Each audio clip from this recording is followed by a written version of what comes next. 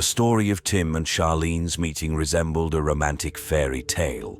Two intelligent, attractive, and successful young individuals were ready for marriage and, upon meeting each other, immediately understood that their union was meant to be. Over the course of 3 years, they tied the knot, moved into their own home, and welcomed a little daughter into their lives. However, after the arrival of their child, money became tight for the family, so Tim and Charlene decided to sell their beloved pickup truck and buy a simpler car. In May 2013, Charlene posted an online ad, and now she nervously paced the room of her house. Tim had been gone for over an hour, and she was starting to panic. Even if the men had decided to take the car for a test drive, they had been gone for too long. Charlene called her husband multiple times, but all the calls went to voicemail. He hadn't responded to her messages. Although she knew for certain that Tim had charged his phone before leaving for work, when he still hadn't returned late into the night, Charlene called the police to report her husband's disappearance. The Hamilton police took the disappearance of the 32-year-old man very seriously. Canine search teams and search and rescue teams were deployed, not to mention the hundreds of Ancaster residents who joined in the search efforts. Despite the community's involvement in the search, many suspected that the man had simply run away, possibly due to a disillusioned life or accumulated debts. However, the detectives found no evidence to support these theories. The police organized a press conference where Charlene directly addressed the abductors, pleading for them to release Tim and emphasizing the need for their little daughter to have her father and for her a husband. Barely holding back tears, she added, "It was just a car, just a silly car." It was only when Charlene uttered those words that everyone realized, all at once, that the car was the very reason for the man's disappearance. And thus, anyone could become a victim simply because they decided to sell their pickup truck.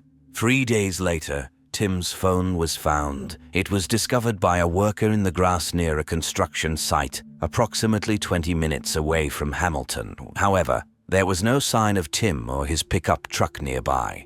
The discovery of the phone itself was not significant since the police had already obtained all the necessary information from the telecommunications company. Detectives started investigating the phone number from which potential buyers of the pickup truck had called Tim. It turned out that the phone was registered under a false name and address. But Tim was not the only one listed in the outgoing calls.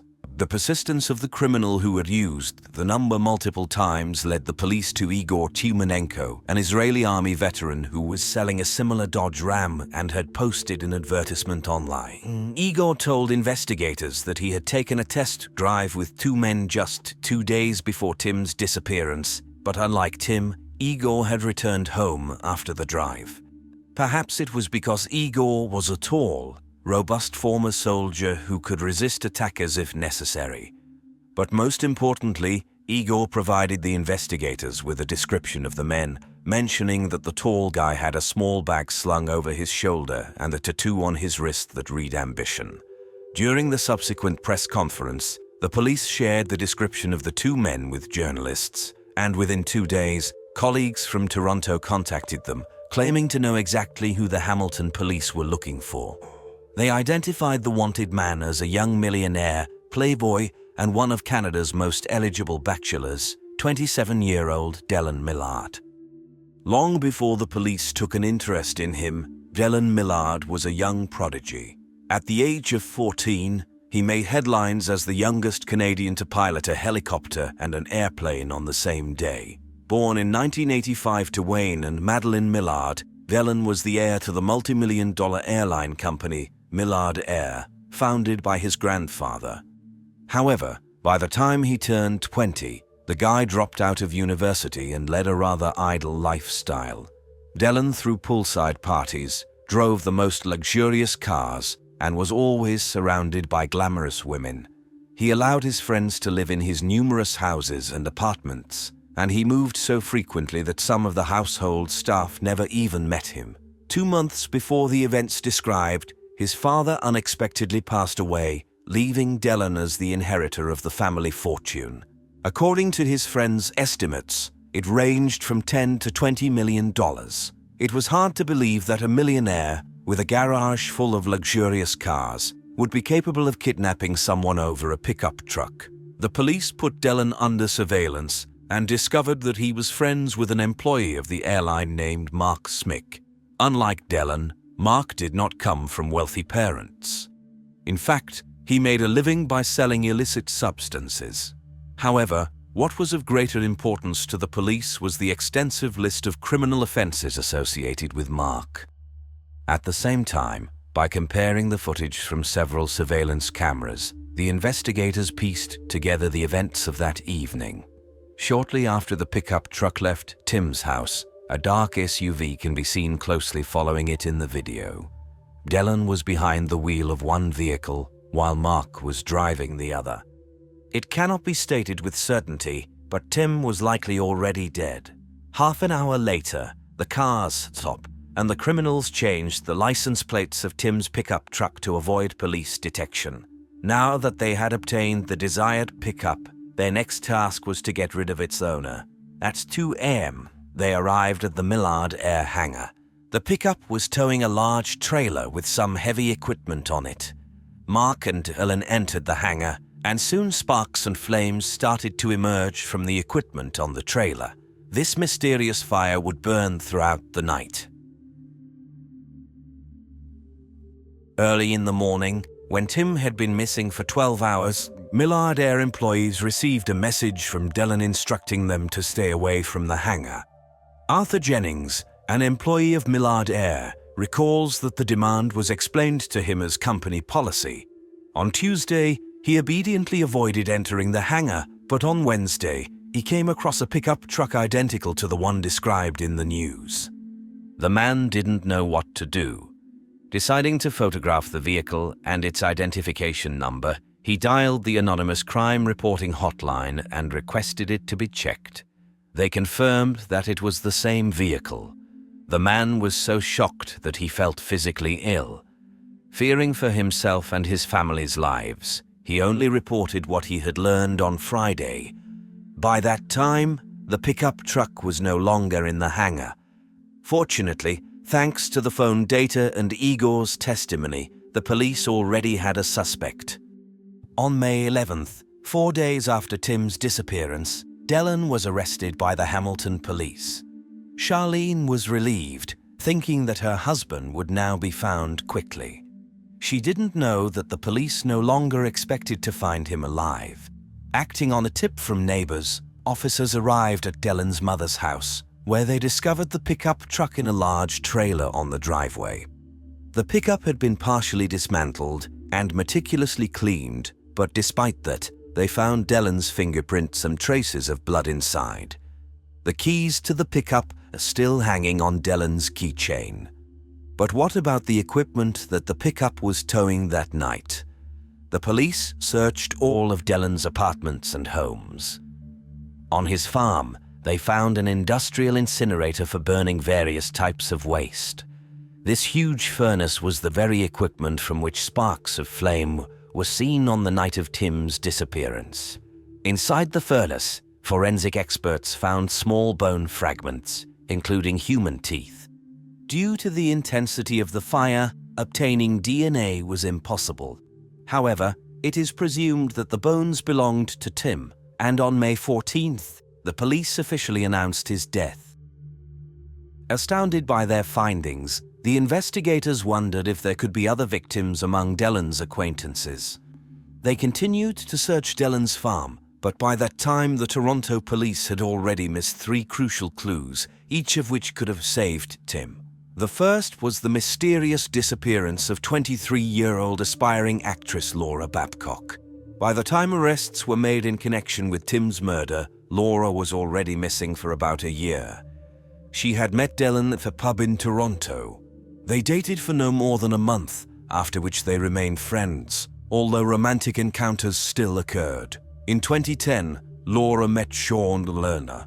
Sean was a complete opposite of Dellen, and he was clearly in love with Laura. Although their relationship ended after 18 months, they remained friends.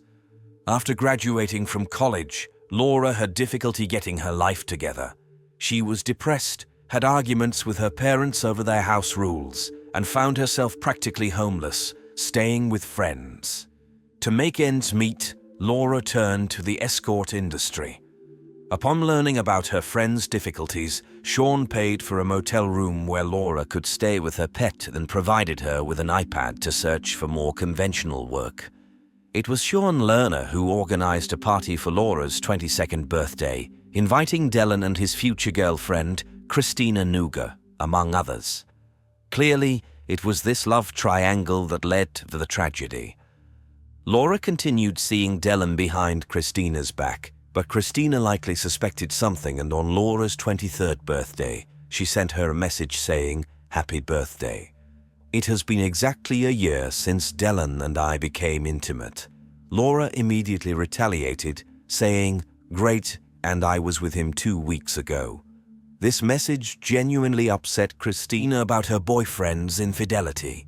Dellen had to assure her that he would deal with Laura, promising Christina, "First, I'll hurt her. Then I'll make her leave. I'll remove her from our lives."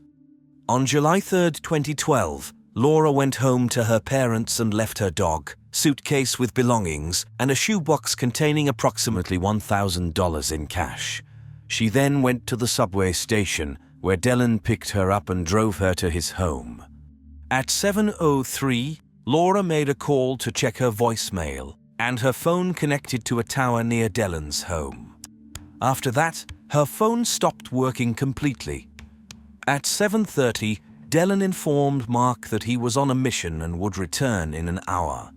The next day, Laura's iPad was connected to Dellen's computer, and its name was changed to Mark's iPad.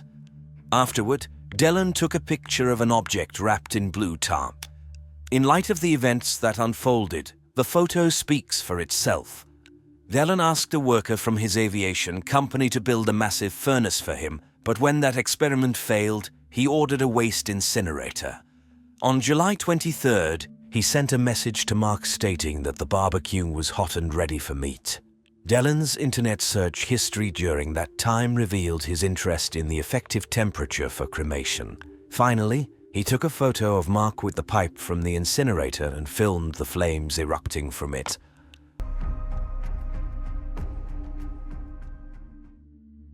On July 14th, Laura's family and Sean Lerner reported her disappearance to the police, but upon learning about her recent mental state and profession, the officers didn't pursue her case, assuming she would return on her own. However, Sean refused to let the matter rest. He obtained a printout of Laura's recent calls and conducted his own investigation. It didn't take him long to discover that the last 8 calls from her phone were made to Delan Millard. Sean called Dellen, who initially ignored the calls but eventually agreed to meet him and discuss the situation. Dellen claimed that Laura had asked him for illicit substances but didn't receive them. He then told Sean not to hope to see her again. Sean relayed all the information he had gathered to the police, presenting them with Delan Millard's name on a silver platter. However, the detectives once again refused to take any action. Laura's case was forgotten, but a year later, when Sean heard about Dellen's arrest for murder, he quickly connected the dots and convinced Laura's family to call the Hamilton police. Unlike their counterparts in Toronto, the Hamilton officers showed great interest in their story.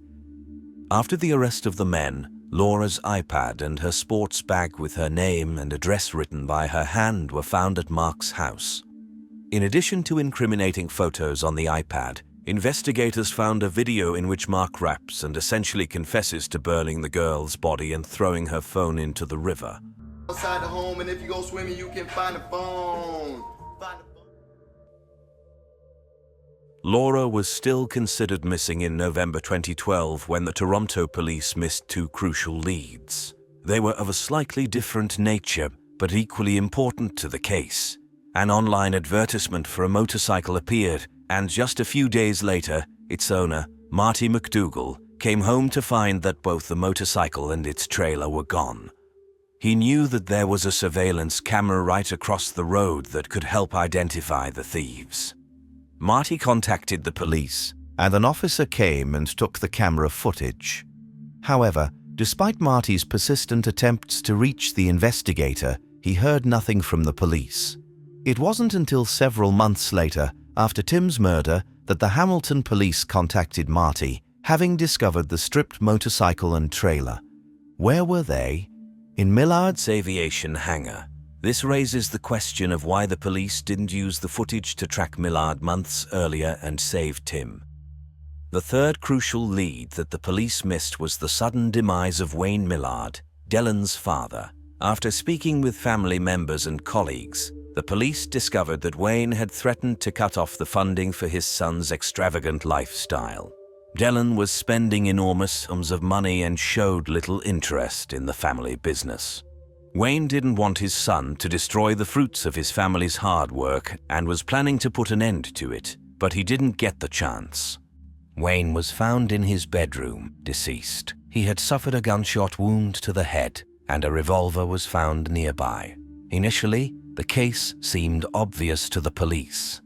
However, now that the detectives knew about Dellen, they wanted to re-examine the facts. At that time, he was not considered a suspect, although it's unclear why investigators didn't pay closer attention to his behavior. He appeared too calm, relaxed, and gave very strange answers to questions.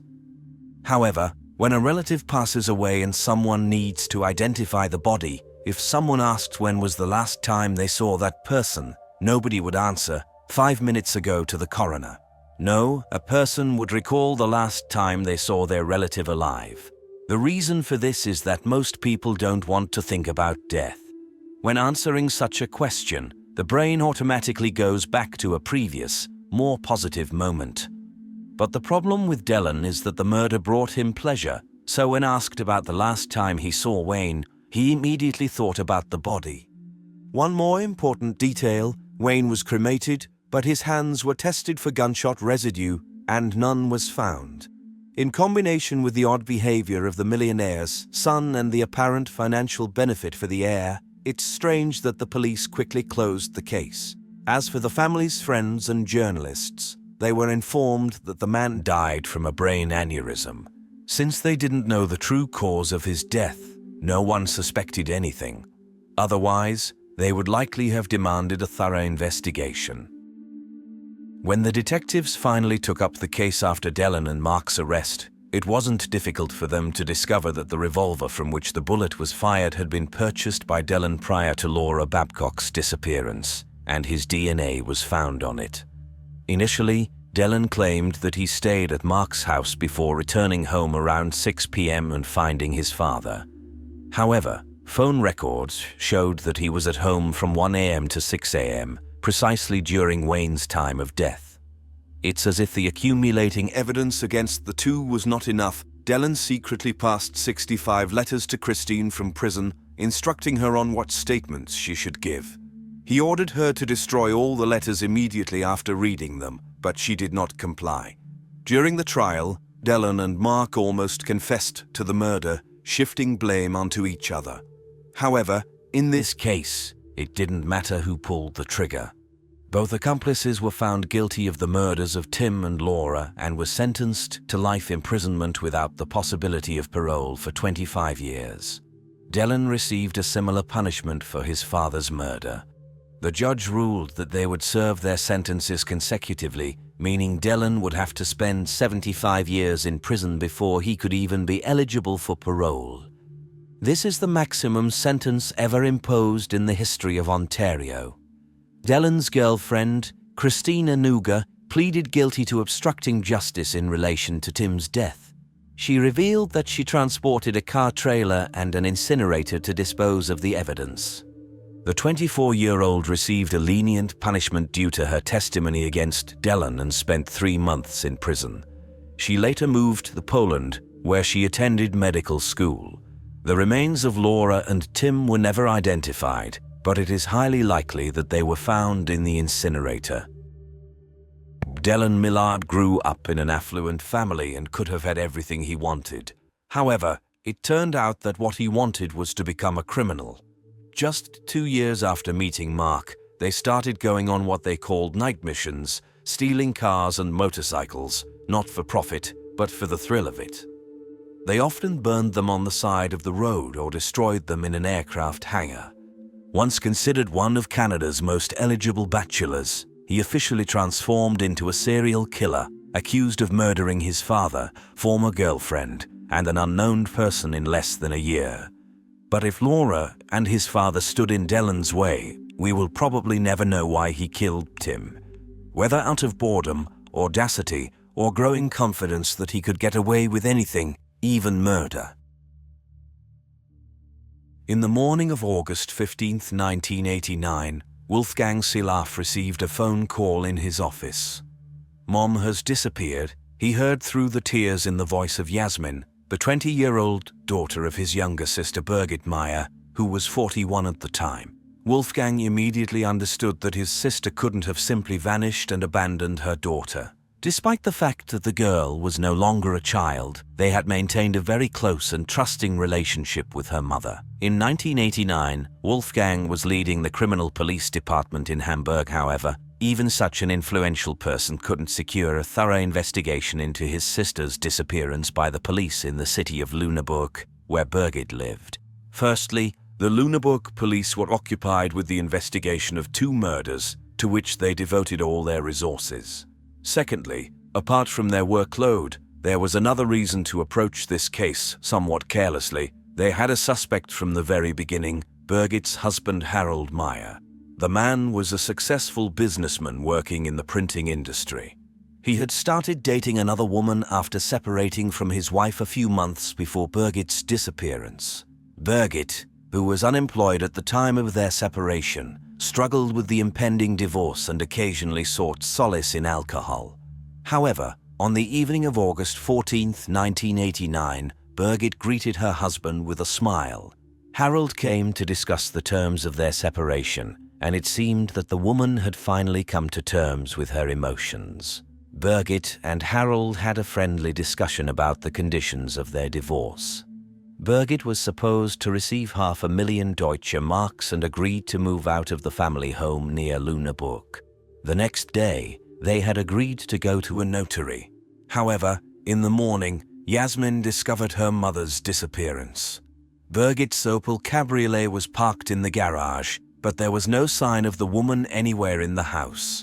As it would later become known, her documents had also disappeared.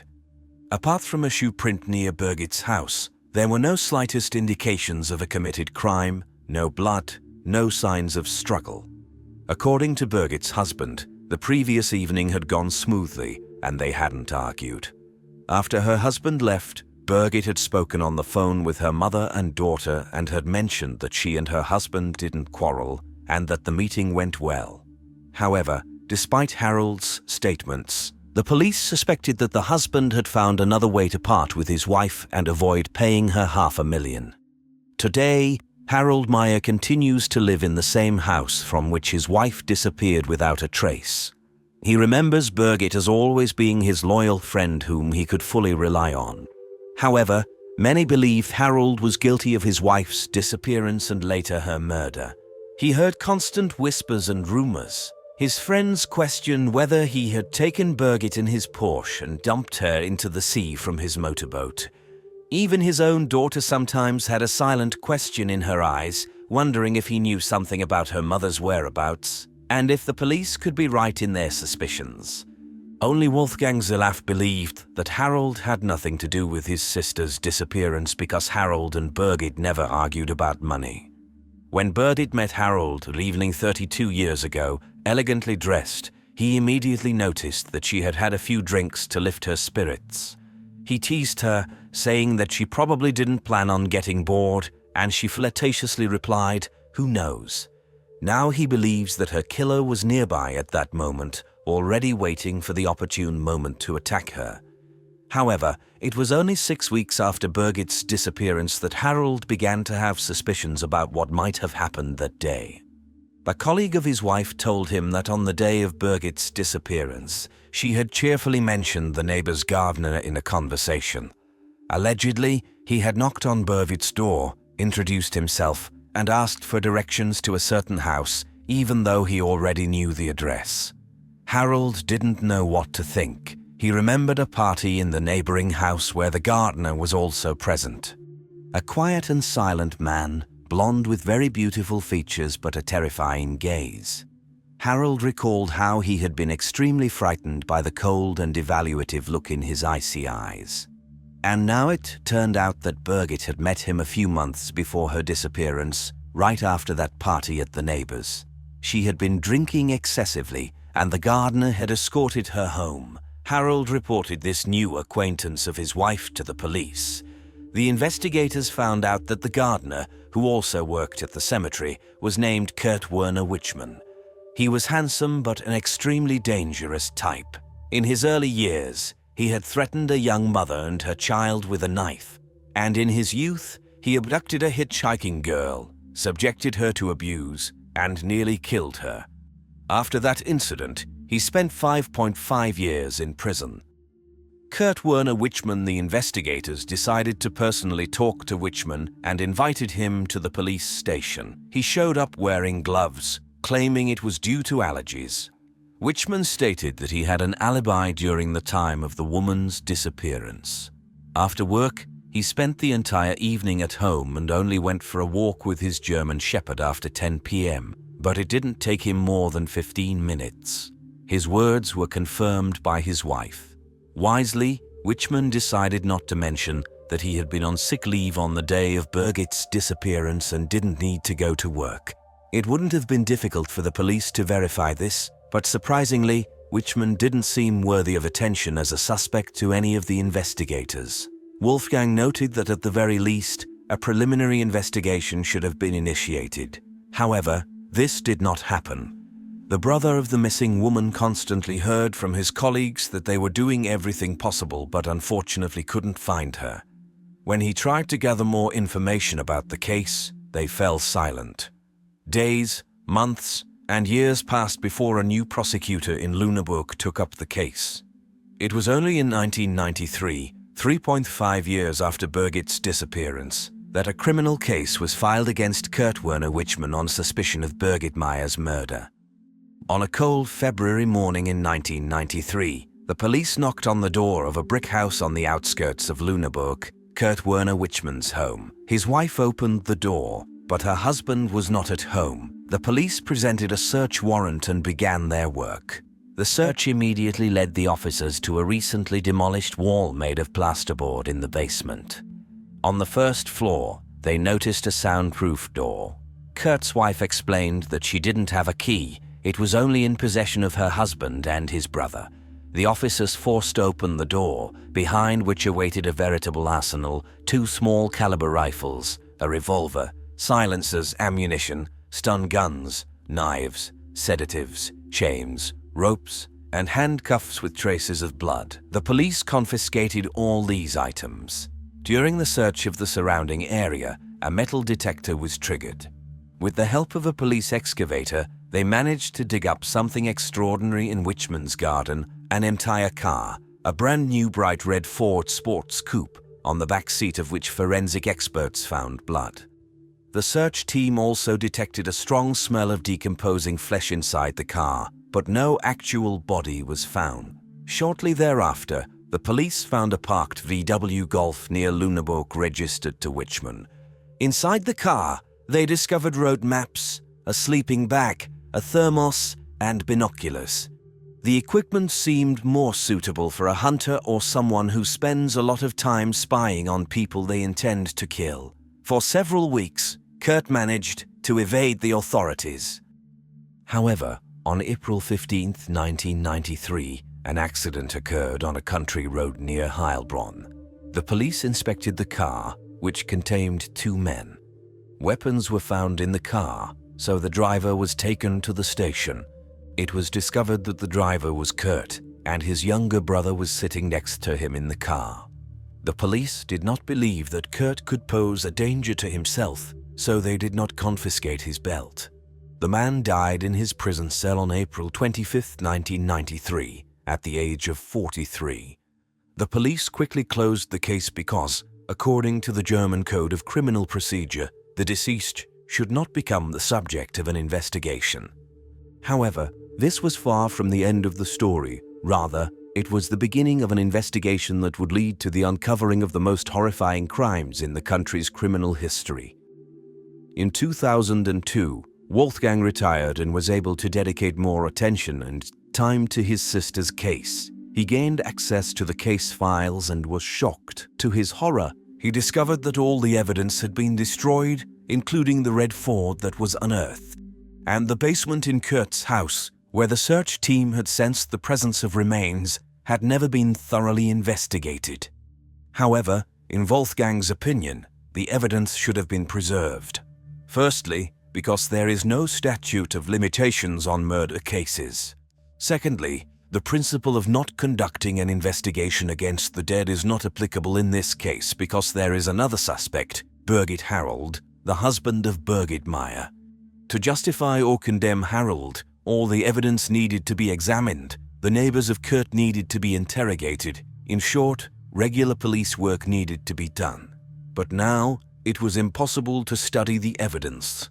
Nevertheless, Wolfgang decided not to give up and assembled a group of volunteers from his former colleagues. They discussed the motives, possible developments, and the behavior of the perpetrator again and again. Finally, they came up with the idea that Birgit's disappearance might be connected to other unsolved crimes. In search of confirmation of this theory, Wolfgang went to Wichman's house. The secret room had hardly changed since it was discovered in 1993. In the room, he found video recordings of 2 TV shows, one about Birgit Meyer's disappearance and the other about the murders in Göhrde. Wolfgang immediately informed the police in Lüneburg, and nothing happened. The cases remained unsolved for years. In 2015, the head of the criminal police department in Lüneburg was replaced. Wolfgang managed to convince him to create a commission to review his sister's case. The commission was led by an experienced and meticulous specialist, Richard Kaufmann, who had solved all his cases over the past few years. He discovered that a tiny drop of blood was found on the handcuffs found in Wichman's secret room, and the sample had not been destroyed because it was stored at the Hanover Medical School laboratory. DNA comparison showed that the blood belonged to Birgit Meyer. Now, there was no doubt that Wichman had handcuffed Berget and probably killed her. The investigator speculated that he wanted to kidnap her and demand a ransom from Harold, but something went wrong. It was evident that at least 2 people were involved in the abduction because a neighbor heard the sound of a running car engine that night. Where could Birgit's body have been? The investigator examined several graves dug in the cemetery when Wichman worked there, but Birgit Meyer was not found in them. Then Wolfgang decided to find out everything he could about the man's past. First of all, one should not imagine a spoiled boy from a wonderful family. His father used to threaten his mother with an axe and was cruel to his sons. Young Kurt Werner Wichman ended up in a social institution called Witchenstift, and after the New Year holidays in 1964, he didn't want to go back. But he needed money to escape, so the 14-year-old boy entered the apartment of his parents' tenants, a young family, with a dagger and a flashlight. The husband was at work, and only the mother and the infant were at home. The woman woke up because of the flashlight's light, screamed, and the boy lightly choked her to prevent her from screaming. Then he turned to the child, and the woman was about to believe that he would do something to her son, but fortunately, he changed his mind. Unfortunately, the girl whom 22-year-old Kurt decided to give a ride to in 1970 was not so lucky. Offering a hitchhiking girl to get in his car, he took her to the forest and attacked her. After getting what he wanted, he choked the poor girl a little and threw her in the trunk, apparently planning to bury her. However, something incredible happened. When he opened the trunk again, the girl, who had regained consciousness, managed to convince the man to let her go, pretending that he shouldn't be afraid of her. But when he read an article about the attack in the newspaper 2 days later, he realized that the events described in it were not as he perceived them. And what did he do? He went to the police to, as he claimed, correct some facts. After adjusting the facts, the man spent 5.5 years in prison. People who knew Kirk describe him as an arrogant loner. He didn't need friends, but he had a strong need for recognition, so he was a braggart from childhood and loved things, especially cars, that he couldn't afford. Realizing what kind of person Kurt was, Wolfgang understood that he was obsessed with control. He was a narcissist for whom it was important how he appeared in the eyes of others. The desire to control his external image was so great that he was even willing to turn himself in after committing a crime. Therefore, Wolfgang assumed that his sister Birgit Meyer's body was hidden in Wichman's house or on the premises of his house. It's sad that when he asked the police in Lüneburg to conduct a thorough search there a few years ago, they didn't listen to him. As the head of the investigation group told him, his criminal experience told him that Birgit wasn't there. While he was saying this, he was standing right above her body with only a concrete slab separating them. When Wolfgang finally opened the concrete floor in Kurt's garage many years later, he found what was left of his sister's body. The autopsy showed that Birgit Meyer was shot in the head, just like at least one of the victims of the Horde murders and another victim of the 1968 murder. The Birgit case was solved, but Wolfgang decided not to stop there, remembering other families waiting for the crimes that affected their loved ones to be solved. Thus, thanks to Wolfgang's persistence, a crime that had terrified the entire northern part of Germany in the 90s was finally solved at the end of 2017, the murders in Göhrde. Göhrde is the vast wooded area east of Lüneburg. In July 1989, the weather in northern Germany was sunny and hot, prompting many people to seek refuge from the summer heat in the cool shade of the forest. On July 12, 1989, 2 days before Birgit's disappearance, 3 people who were picking blueberries in Göhrde suddenly smelled a nauseating sweet odor. Trying to find the source of the smell, they discovered a human hand under a pine tree among the branches. It turned out that on May 21, 1989, a married couple from Hamburg, 51-year-old Peter and 45-year-old Ursula Reinhold, went on a picnic in the forest, intending to spend a pleasant time in the fresh air. They were brutally murdered, and their bodies were dragged away from the scene of the attack. When they were discovered, the husband and wife were almost naked, but it was unclear whether the perpetrator had undressed them or if they had undressed themselves before the attack. The killer took their picnic basket, binoculars, and the keys to their car, which he used to escape. The car was later found in another city. The disappearance of the couple was reported, but they could not be found for 7 weeks. Due to the heat, very little remained of their bodies, making it impossible to determine the cause of death. However, robbery was ruled out as the motive because valuable items were still found on the victims. Since there were no mobile phones at the time, the people picking berries hurried to the forest ranger to inform him of the horrifying discovery so that he could report it to the police. However, it was not just the bodies themselves that terrified the Germans, who nicknamed Göhrde the Dead Forest. The unique fact in modern criminal history in Germany was that while the police were still examining Peter and Ursula's bodies, the killer claimed the lives of another couple located just 800 meters away from the investigators.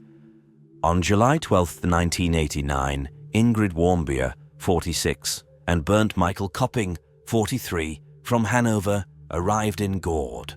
They were spouses but not with each other, which is why they chose this forest. After parking their car, they walked about 2 kilometers into the forest. They were brutally killed, sound of a gunshot, and then the killer took their Polaroid camera and the keys to their car, with which he fled. It was later determined that he drove the car for about a week before abandoning it. The bodies were discovered by chance only 2 weeks later when the police were searching the area due to the first 2 murders. The crime scenes were only 800 meters apart, but subsequent tests showed that the police working on the first murder could not hear the gunshots due to the locations of the crime scenes in the depressions. Given the new discovery, the random encounter of the berry pickers became of great importance.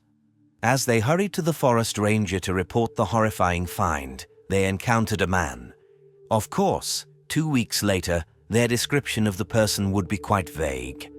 But they remembered that they had encountered a tall and strong 40-year-old brunette with medium-length hair, without glasses or a beard.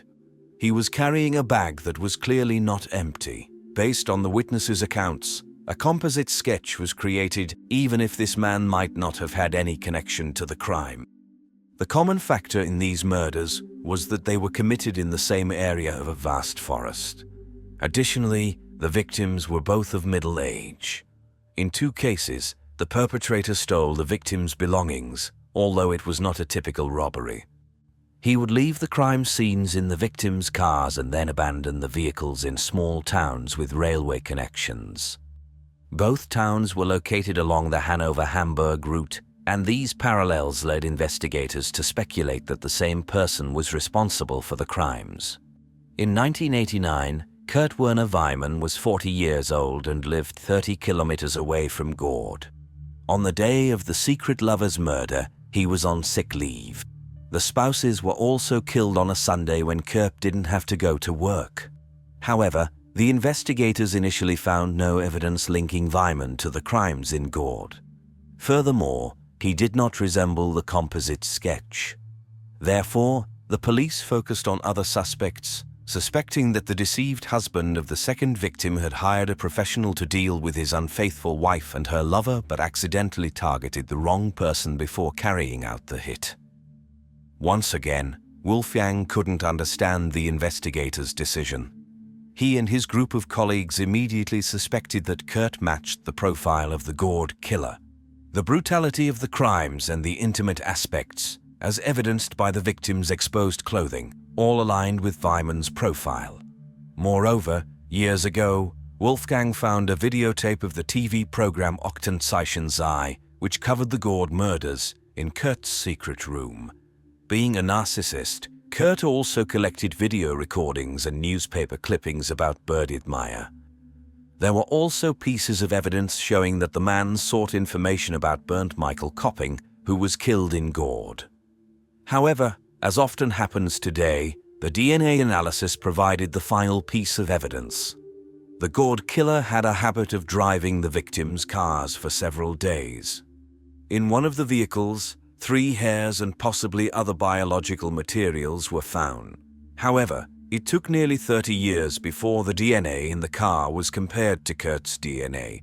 Only at the end of 2017 did the analysis yield a match. Kurt Werner Wichman was the perpetrator of the 2 murders in Göhrde. On March 5, 2018, the medical staff at a hospital in San Diego, California, was awaiting the arrival of a 28-year-old patient named Brigida. She was being transported by an ambulance from her family doctor's office. On that day, Brigida called her mother, Olga, complaining of feeling unwell. Olga struggled to get her into the car. Brigida could barely breathe, and her legs trembled with excruciating pain. With just one look at the once vibrant and healthy young woman, the family doctor knew that Brigida was in critical condition and there was nothing he could do for her. Therefore, he called an ambulance to take her to the clinic. The emergency department medics were also alarmed that they might not be able to stabilize the patient's condition. Brigida was in unbearable pain, could hardly see anything, could barely speak, and had no sensation in her feet or hands. But the most puzzling symptom was that her once beautiful chestnut hair was falling out in clumps. The doctors began their work. They quickly determined that there were no external signs of trauma on her body. No bruises, wounds, or indications of infection. The cause of her illness was internal. Brigida's mother explained that her daughter had been suffering from sudden episodes of nausea, fatigue, and excruciating pain for several months. The symptoms would occur suddenly without any warning, causing her to spend days in bed. Brigida could barely take care of herself, let alone her husband and young son. Various specialists she consulted were at a loss, unable to understand what was afflicting her. Her symptoms did not match any known illness. One doctor even told her that her case was how critical days manifest. Finally, the doctors concluded that it was a result of stress and prescribed her tranquilizers.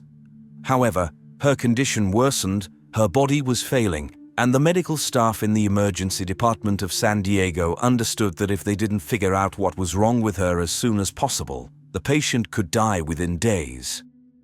Brigida grew up in California, just a few kilometers away from the border with Mexico. Her father worked at the customs between Mexico and the United States, while her mother took care of their two daughters, Brigida and her younger sister Olga. The girls grew up in a loving and caring family. Brigida happily attended a Catholic school, excelling in her studies. Her friends described her as the friendliest and kindest girl they knew. Brigida had a passion for running and even participated in competitions representing her school. It was through running that she met her future husband, Race Remington Uto. They met in high school. Race attended a different school but was also passionate about sports. At first, Brigida's family didn't pay much attention to their friendship because their daughter wasn't interested in dating boys. Her time was consumed by studying and sports. However, gradually, the young couple became more and more involved with each other and started dating. Race managed to bring out a more adventurous side of Brigida, and soon they became inseparable. Race had a highly ambitious goal. He dreamt of attending the United States Naval Academy in Annapolis. The acceptance rate for students was less than 8%, making it a challenging task. The applicant had to excel in school, work on personal development, engage in sports, participate in community life, engage in volunteer work, and much more. Surprisingly, Race managed to gain admission to the academy, and he moved to Maryland to begin his education. The young couple continued their relationship long distance. However, after some time, Race was diagnosed with a hernia that didn't resolve completely. He had to leave the academy but found work as an electrician in the Navy. Meanwhile, Brigida pursued her own plans and became a teacher. In 2014, after 7 years of being together, 25-year-old Brigida and 24-year-old Race got married. Soon after, they welcomed their son. Brigida believed she was perfectly happy with everything in her life going according to plan. She had a loving, caring husband, a wonderful child, and lived just steps away from her parents. However, her life would soon take an extraordinary and painful turn that she could never have imagined. Among the emergency department physicians at San Diego Hospital, there was a certified toxicologist named Dr. Jeff Lapointe, which was considered rare. He was a true medical detective, and like an excellent detective, Lapointe followed the trail of clues that could lead him to understand what was happening to Bridget. Was she being killed by an autoimmune disease? No, blood tests did not confirm that. Could she be suffering from cancer? No, although one symptom stood out among all others. Hair loss was not due to the disease but rather a result of therapy. All the symptoms indicated that Bridget had been exposed to a toxic chemical.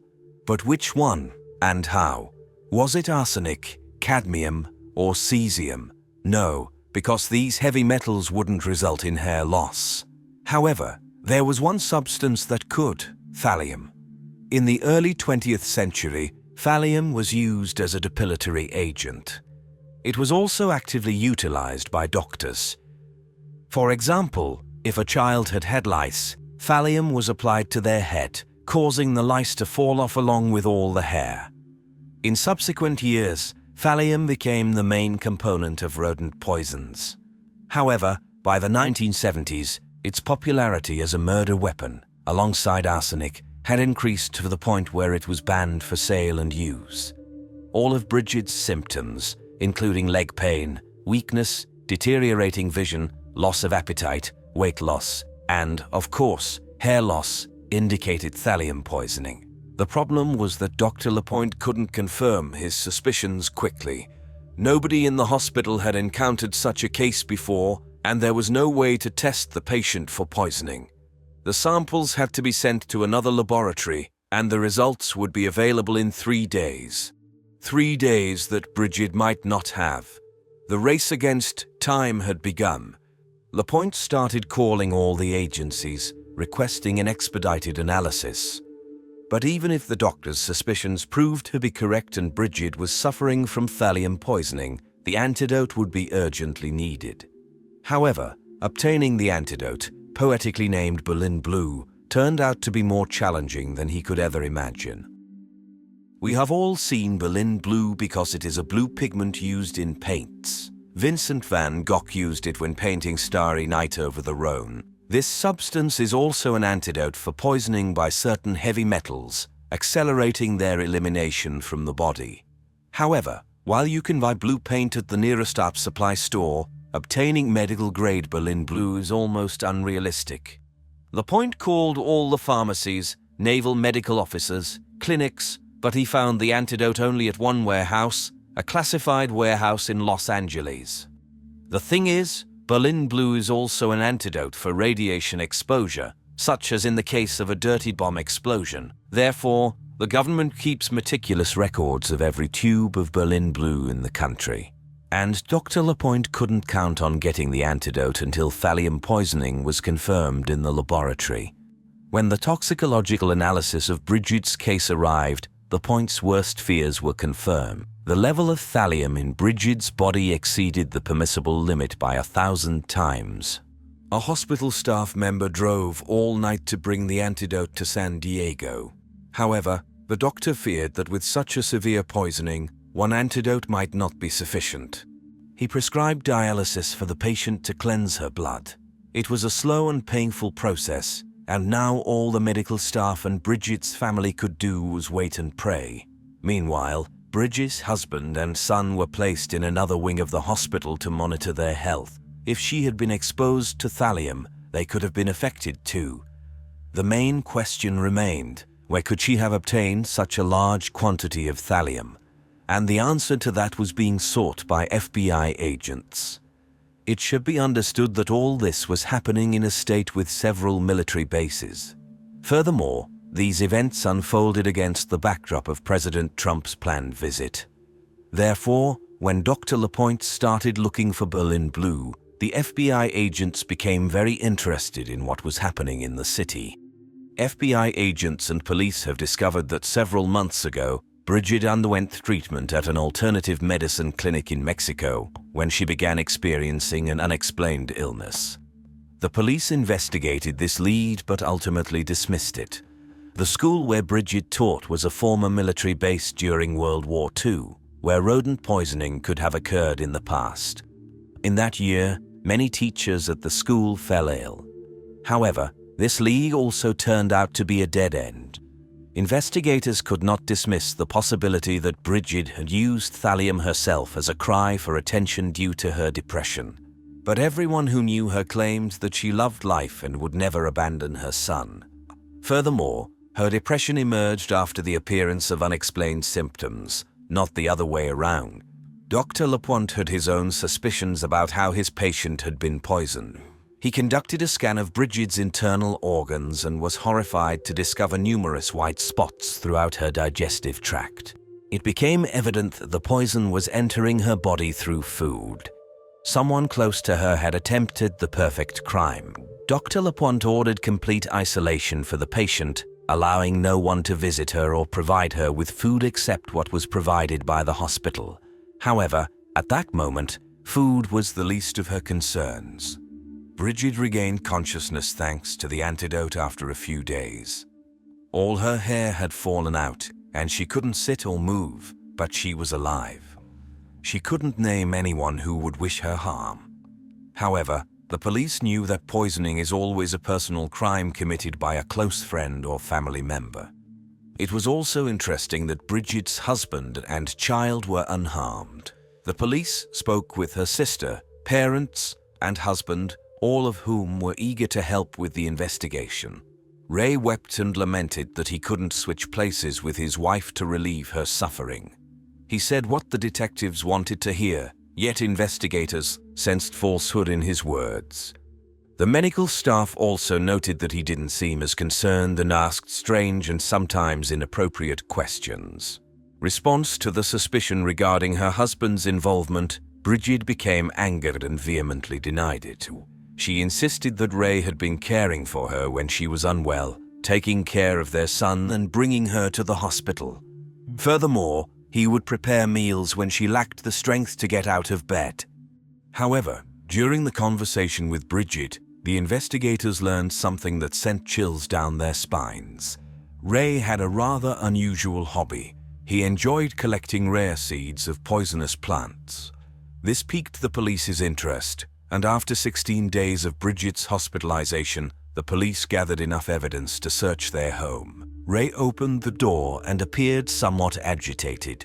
The detectives asked him to hand over all the family's gadgets, and he willingly surrendered all the phones and laptops. However, he couldn't help but notice that all the search histories on the devices had recently been cleared. Despite the supposedly deleted data on his phone, the police found 2 books in Ray's mobile, Criminal Poisoning and The Poisoner's Handbook. According to the Poisoner's Handbook, thallium gives the poisoner the ability to control how quickly their victim dies. The poisoning presents itself as a medical enigma, with the patient slowly deteriorating for unknown reasons.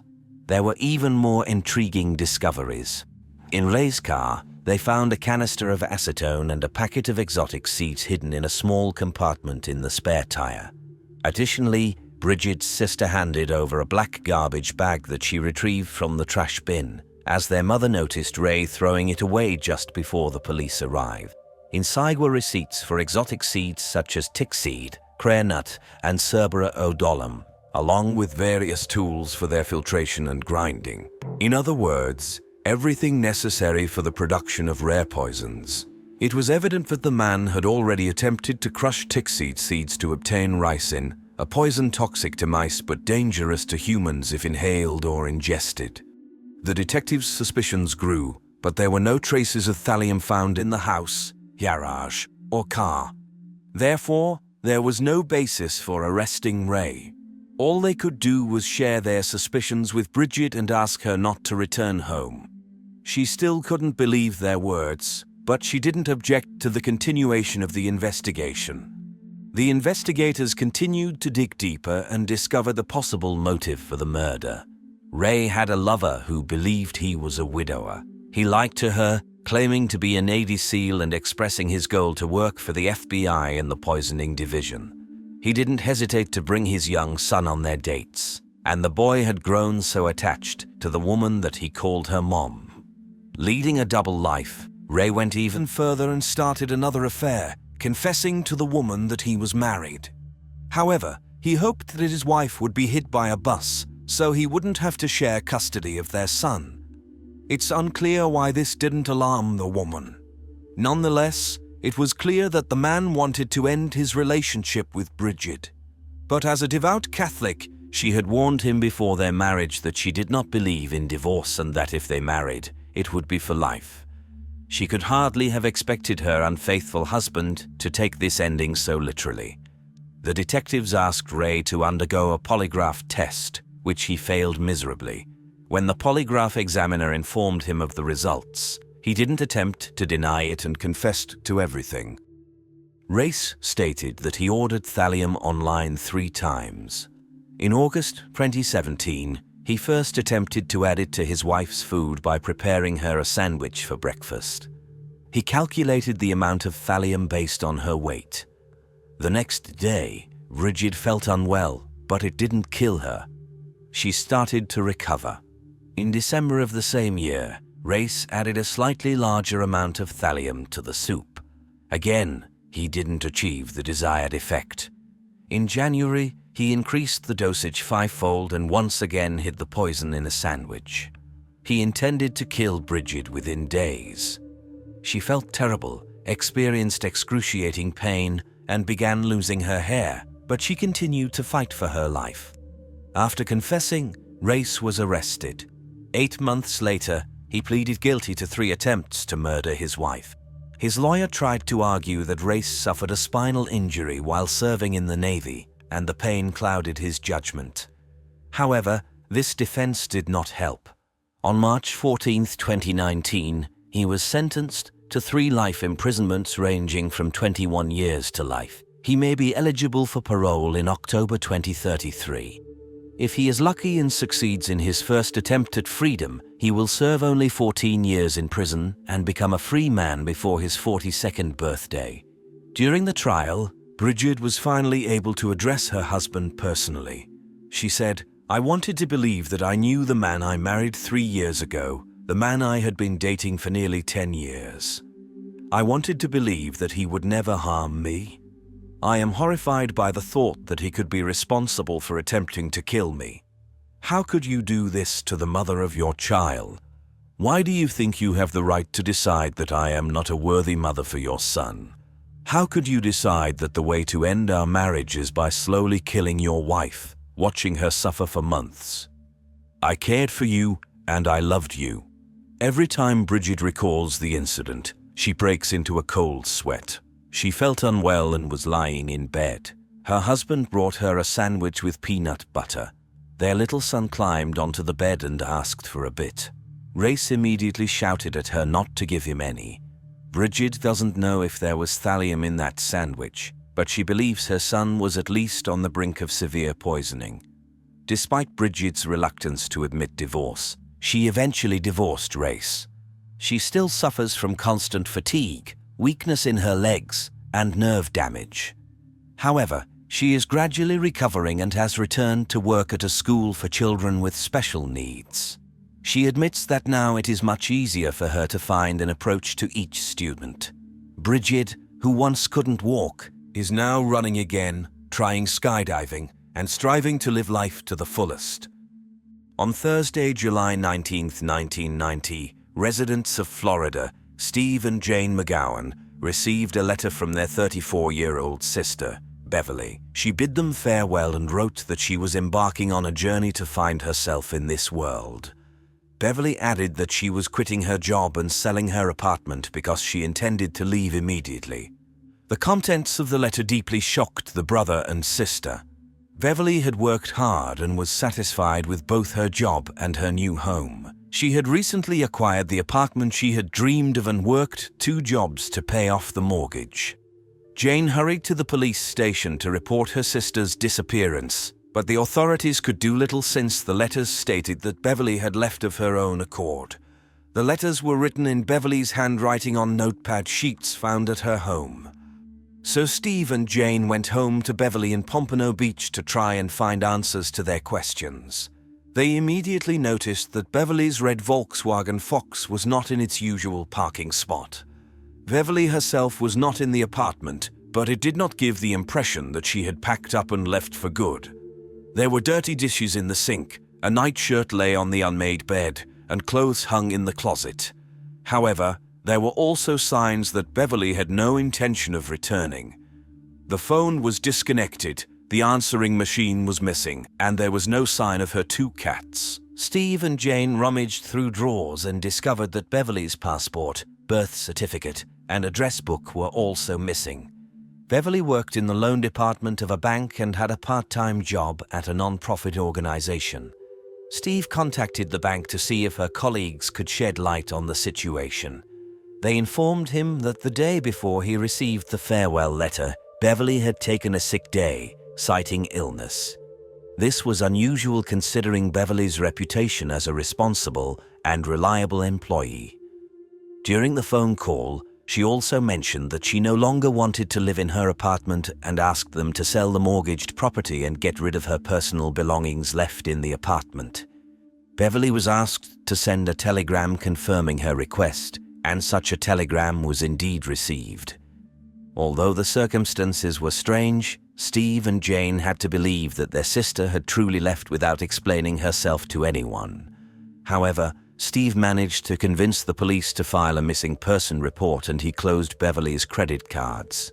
He reasoned that closing the cards would disrupt her travel plans and anger her enough to compel her to contact the family.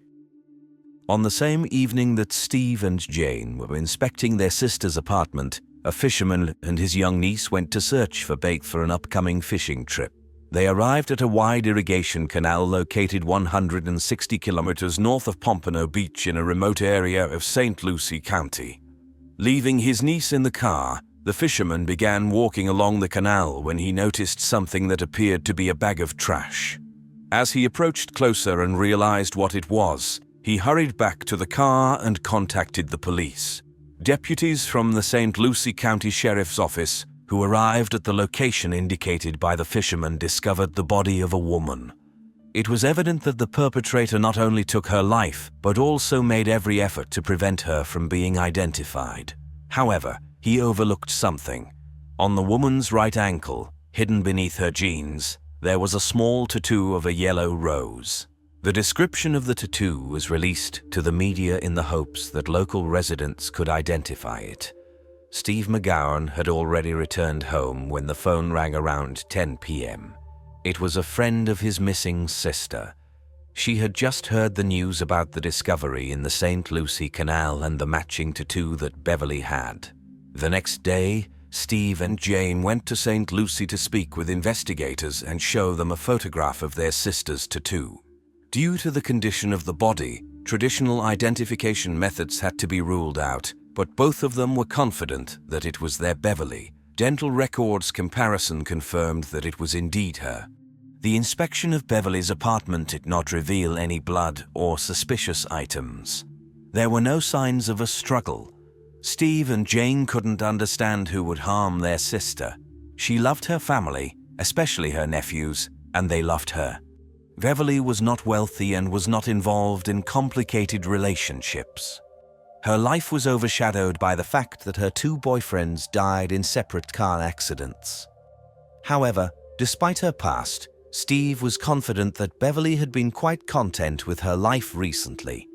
Although Beverly worked 2 jobs, it was not enough to cover her mortgage payments. To increase her income, she started renting out one of the bedrooms in her apartment. During the search of her apartment, investigators found a notebook with a list of potential tenants. Each entry included the full name, phone number, and the scheduled time for viewing the apartment. Except for one. The first line only had the name Alice and was marked for Tuesday at 6:30. After meeting Alice, Beverly spoke highly of her. The woman had come from London, dressed impeccably, drove an impressive car, and worked for the renowned company IBM. Alice had moved to the region because she was temporarily transferred to the company's office in Fort Lauderdale. She had impressed Beverly to the point that she chose her as the new neighbor and informed her friend that Alice would be moving in on Friday, July 20th. By the way, Beverly mentioned that Alice introduced her to numerology. Alice attempted to predict Beverly's future, but she needed various numbers that held significance in Beverly's life, such as her date of birth, passport number, social security number, and even details from her driver's license. Strangely enough, Beverly provided her with all of these numbers. Overall, she was satisfied with Alice's predictions about her future and shared them with her friends. Unfortunately, she did not share the last name of her new neighbor with them. Alice's identity remained a mystery. Additionally, there was no evidence to suggest that Alice had moved in or even visited Beverly's apartment. The investigators reached out to IBM, where they were informed that they had no employees from the UK working in the South Florida area. They didn't even have an office in Fort Lauderdale. The investigation into Beverly's finances revealed that on the day her body was found, someone withdrew $795 out of the $800 that was in her bank account. Her credit card was then used to purchase women's clothing and books at a shopping center in Miami. The salespeople who served the customer described her as a bright blonde with a British accent. The description matched that of a tall blonde woman who had attracted nationwide attention at the time. 8 years earlier, in 1992, police officer Laura Babcock had been sentenced to life in prison for the murder of her ex-husband's former wife. The case had caused a sensation. Laura's glamorous appearance combined with the high-profile nature of the case made her somewhat of a celebrity. A few days before Beverly's murder, Laura had escaped from prison in Wisconsin. When the Miami salesperson was shown photographs of Laura Babcock, they recognized her as the woman who had used Beverly's credit card. The police were puzzled as to how the convicted killer's path could have crossed with that of a modest bank employee until it was discovered that Laura had actually fled to Canada and was not in Florida at the time of the crime. However, on Friday, July 20th, one day after Beverly's body was discovered, her card was used again in Miami, this time at a travel agency. The card holder had a notable appearance. It appeared to be a man dressed as a woman. The person wore a cheap black wig in the style of Cleopatra and oval-shaped glasses. The man spoke with a British accent and introduced himself as Sam. Apparently, Sam was planning to fly to London in 2 days, on July 22nd, and used the card to purchase a ticket for British Airways Flight 92. Detectives examined the passenger registration records for Flight 292, as well as all other flights heading to Britain on July 22nd. Beverly McGowan's name was not on any of them. However, Beverly's car was found in the airport parking lot, where it had been parked for 5 days. Fingerprints found inside the car yielded no significant results, but 4 synthetic black wig hairs were discovered. British Airways Flight 292 arrived at Heathrow Airport on Monday, July 23rd, according to London time. After landing, a passenger with short black hair and oval glasses approached the Avis car rental counter. The passenger, presumably Sam, booked a car in Beverly McGowan's name and handed over her driver's license as proof. Beverly had shoulder-length dark hair and wore glasses. The person at the counter resembled her. The clerk asked for a credit card to pay for the car's fuel, and Sam handed over Beverly's Visa card, but the card was declined. Sam explained that they might have exceeded the limit and paid in cash.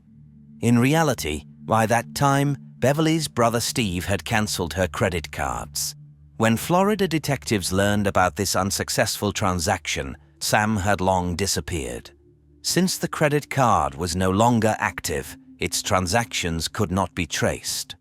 Sam's arrival in Britain meant that he was beyond the jurisdiction of American law enforcement agencies. Florida detectives contacted the London police to request their assistance. Detective John Cornish agreed to help with the international investigation. He spoke with the Avis company and instructed their staff to direct the suspect to their nearest office if he contacted them. Later that same week, Sam did contact Avis. He requested an extension on the car rental, and he was asked to visit the nearby Avis office. The police waited for him at the location, but Sam never showed up. A backup plan was devised, where officers would wait at Heathrow Airport on the day of the car's return. That day arrived, but Sam once again failed to appear. In the early morning hours, Sam's abandoned car was found a few miles from the airport, devoid of any clues. Suspecting that Sam might be attempting to fly back to the United States, Detective Cornish ordered his team to board all flights heading to the US on that day to check the passengers, but this endeavor proved futile. The police missed the opportunity to apprehend the criminal. The only lead the police had left was British Airways Flight 292. Since Sam didn't use Beverly's passport to board the flight, it meant he had booked a ticket under a different name. Investigators attempted to examine the 248 passengers on that flight, but by law, they were not allowed to check passengers who didn't reside in Florida. Therefore, they sought assistance from the U.S. State Department in Washington, D.C. Each passenger's name had to be compared with passport details, and since there was no unified database that consolidated all this information, the process could take years. It wasn't until January 1996 that the State Department provided the police with a name they deemed important. Sylvia Ann Hodgkinson, a British citizen, was on Flight 292. The photo in her passport depicted a woman with dark hair and eyebrows. After her husband's death, she was forced to move into a women's shelter if she had nowhere else to go. Less than a year after her husband's death, a passport was issued in her name. Investigators suspected that someone else had impersonated Sylvia to obtain documents in her name. Since they couldn't locate Sylvia in any way, there was concern that she had suffered a fate similar to Beverly's. The State Department also discovered an intriguing connection between Sylvia and 2 other women, Charlotte Ray Cowan and Elaine Antoinette Parent. All three identities turned out to be inadvertently linked after an incident that occurred a year after Beverly's murder. On May 22, 1991, North Miami police approached a woman in a rented car. The car had been rented 6 months earlier in Los Angeles and was overdue for return. Stolen license plates were attached to the car to conceal its origin. Inside the car sat a tall, red-haired woman who identified herself as Charlotte Ray Cowan and presented her documents to the officers. It was clear that Charlotte had been staying in the car with 2 dogs. Several wigs, the woman's personal diary, and a number of documents with Charlotte's photograph but different names, Sylvia Hodgkinson and Elaine Parent, were found in the car. The police arrested Charlotte based on her failure to return the rented car. She spent a night in jail and posted bail the next day. Remarkably, despite the woman's obvious use of false identities, the police took no action regarding this matter. On the day of Charlotte's court hearing for the offense, one of the arresting officers was present in the building. When it was time for Charlotte to appear before the court, a redhead woman stood up. However, the officer who had arrested Charlotte was shocked. The woman summoned to court by the subpoena was not the same woman he had taken into custody. Charlotte herself couldn't understand why she had suddenly received a court summons. She asked the officer if the woman he had arrested was tall and a redhead. When he answered yes, she confidently stated that she knew exactly who it was. Nearly 10 years earlier, in the mid-80s, Charlotte was relaxing at a bar in Orlando when an elegantly dressed woman with a British accent approached her. She had short red hair, like Charlotte, and amazing blue eyes. The woman introduced herself as Anne Trumont and offered to buy Charlotte a drink. Charlotte accepted the offer, and they engaged in casual conversation. During their chat, Anne casually brought up the topic of numerology. She mentioned that she would be happy to create a corresponding matrix for Charlotte and started by asking for her date of birth. One by one, Anne extracted Charlotte's social security number and driver's license details. She jotted everything down on a napkin and gave Charlotte a positive prediction about her future. Anne and Charlotte became instant friends and started communicating. A few days later, Charlotte met Anne's brother, a tall blonde man with the same elegant demeanor as his sister. However, over time, the women saw less of each other until they completely lost touch. So Charlotte was quite surprised when, several months later, Anne called her and said that her aunt had passed away, leaving her a significant inheritance. Anne was supposed to share the money with her brother but claimed that he had decided to have her institutionalized to claim all the money for himself. About a month after the phone call, Anne appeared on Charlotte's doorstep at 3 a.m. She had a moustache, wig, and a man's shirt with a tie. Sobbing, she explained that she had escaped from the institution where her brother had placed her. She was hiding from her family and needed help to disappear. Anne begged Charlotte to allow her to take her birth certificate so that she could create a new identity for herself. Initially, Charlotte refused, but she reluctantly agreed when she saw how distraught Anne was. Her friend promised to return the birth certificate soon. Weeks passed, and Charlotte heard nothing from Anne. She began to worry. Then, finally, she received a letter with the birth certificate and a note from Anne, apologizing for the delay. Charlotte didn't hear anything more about her friend until the moment she received a court summons in 1991. Hearing this fascinating story, the investigators became intrigued by the identity of the elusive and enigmatic fraudster, Elaine Parent. Like others, Parent was a real person, but little was known about her life. She was born in the Bronx, New York, on August 4, 1942.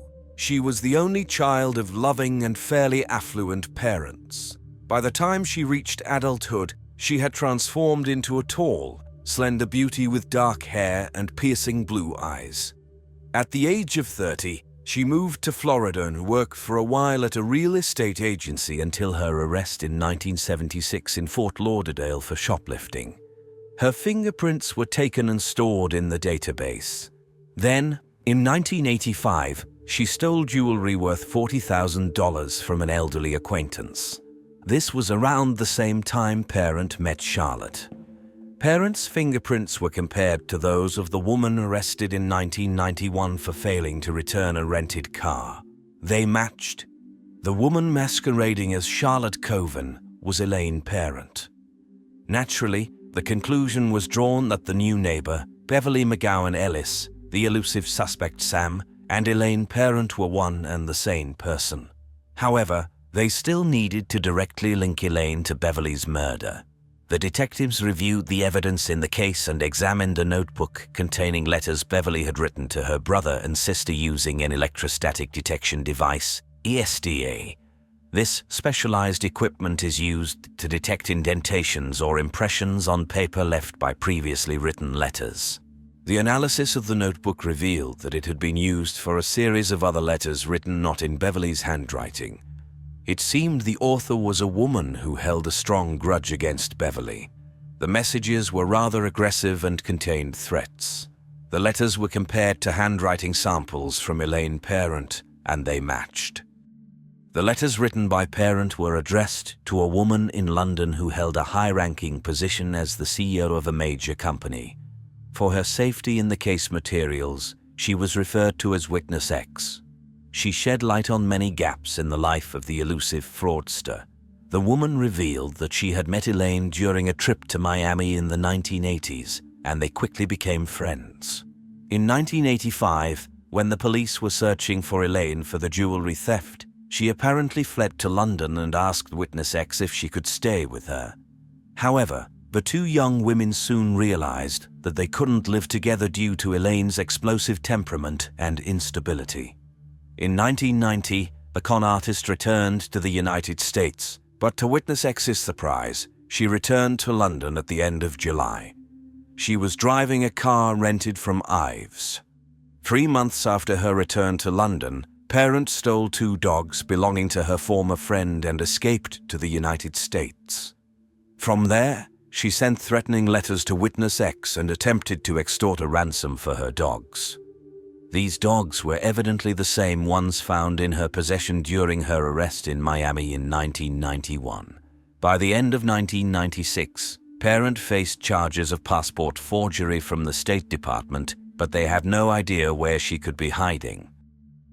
In 1998, the television show America's Most Wanted aired an episode about Elaine Parent.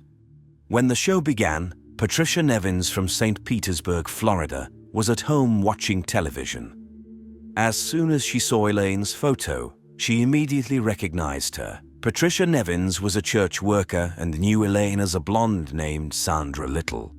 Patricia met Sandra Little in 1992 when she was living in a homeless shelter in St. Petersburg. Patricia allowed Sandra to stay in her vacant bedroom, and she remained with her for almost 1.5 years. During this period, Sandra filed a lawsuit against a restaurant where she slipped and injured herself. She won the case and received compensation, the amount of which is undisclosed. Patricia described several curious incidents that occurred while she lived with Elaine. Elaine once told her that one way for her to lead a dignified life was to assume a different identity. Then, during a dinner party, Parent mimed cutting a guest's hand to steal a gold bracelet. Patricia arranged for Elaine to speak with a psychiatrist, who later informed Patricia that Elaine was an extremely intelligent sociopath who would leave Patricia's life as quickly as she entered it. This prediction came true when the women went their separate ways in 1993. After the police publicly appealed to the community to help capture Elaine, an intriguing letter was delivered to the office of the St. Lucie County Sheriff. Inside was a copy of a painting done in oil colors. It depicted Elaine Parent wearing a teal-green swimsuit and pearl earrings. Her hair was grey and styled in the same manner Parent often chose. She was portrayed coming out of a pool. On the back, it was printed, "Best wishes, your chameleon." Psychiatrist Barbara Cavan, who had been assisting the police in the case, stated that Parent both desperately needed and feared police attention. The painting is very telling. She sent it to the police to taunt them, as if to say, "I'm alive, I'm okay, Look for me, but you'll never find me. In February 1999, Elaine was featured in the documentary series World's Most Wanted, which brought her international attention. Reports poured in from around the world claiming to have seen Parent in Turkey, France, Australia, and South Africa. The press dubbed her the most wanted woman in the world. In April 2002, America's Most Wanted aired another episode about Elaine Parent. Following the program, numerous calls came in from the affluent neighborhood of Panama City, Florida, claiming that a woman living there was Elaine.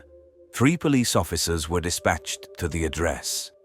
They arrived at a modest single-story house and knocked on the door. A middle-aged brunette woman, dressed in a beige silk pajama set, answered the door. The officers explained why they had come to see her. The woman introduced herself as Darlene Thompson and presented them with her military ID, which featured her photograph. She did not resemble the photograph of Elaine Parent that the officers had seen.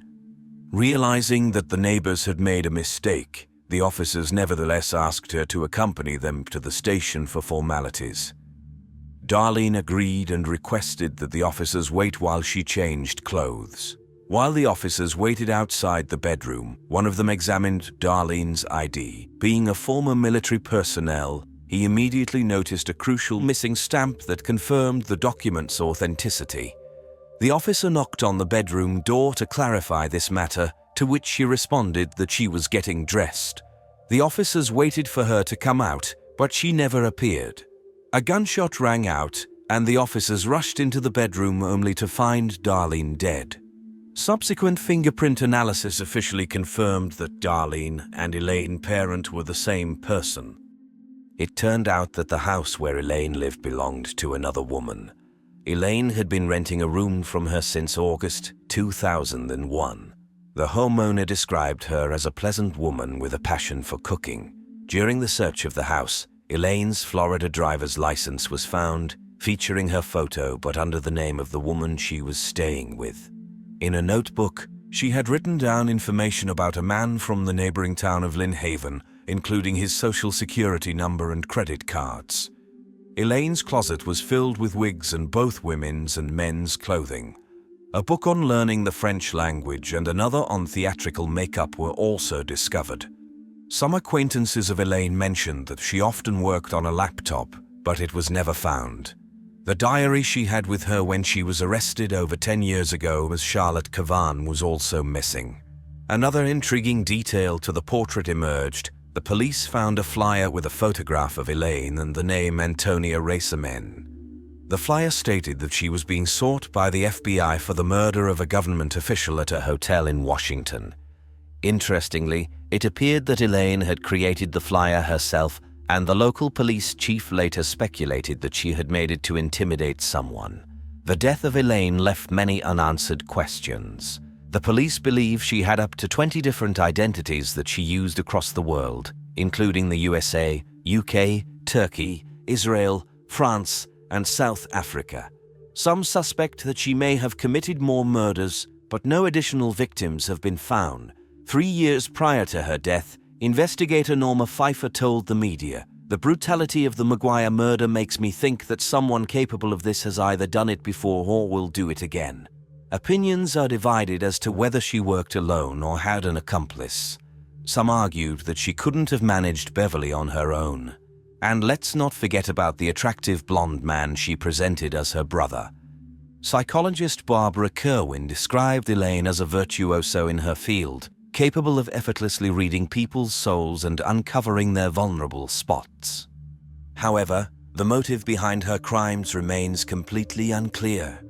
Why would someone with Elaine's high intellect choose to engage in criminal activities instead of achieving great heights in any other field, especially considering that her crimes brought her more infamy than wealth? But Kerwin believes she knows the reason behind Elaine's schemes. She was driven by her own psychological demons, Barbara stated. "I believe she impulsively stole the identities of others to fill her own emptiness." Christy Marceau woke up from a sudden phone call. The girl was sleeping in her room. It was 10 a.m. on Tuesday, September 6, 2011, and the 18-year-old student from the University of Technology in Auckland, New Zealand, didn't need to get up early. The phone stopped ringing before Christy picked up the receiver. But then, a few seconds later, it rang again. The girl answered. A male voice on the other end of the line asked to speak to Christy. "This is Christy," the girl said. It turned out that the caller was her acquaintance, Akshay-chan. Until recently, they both worked at a local supermarket. They weren't friends, but they sometimes talked at work and outside of it, exchanging messages on Facebook. They lived just a few blocks apart, and Akshay had come to Christy's house a few times. He often needed someone to talk to about his personal problems.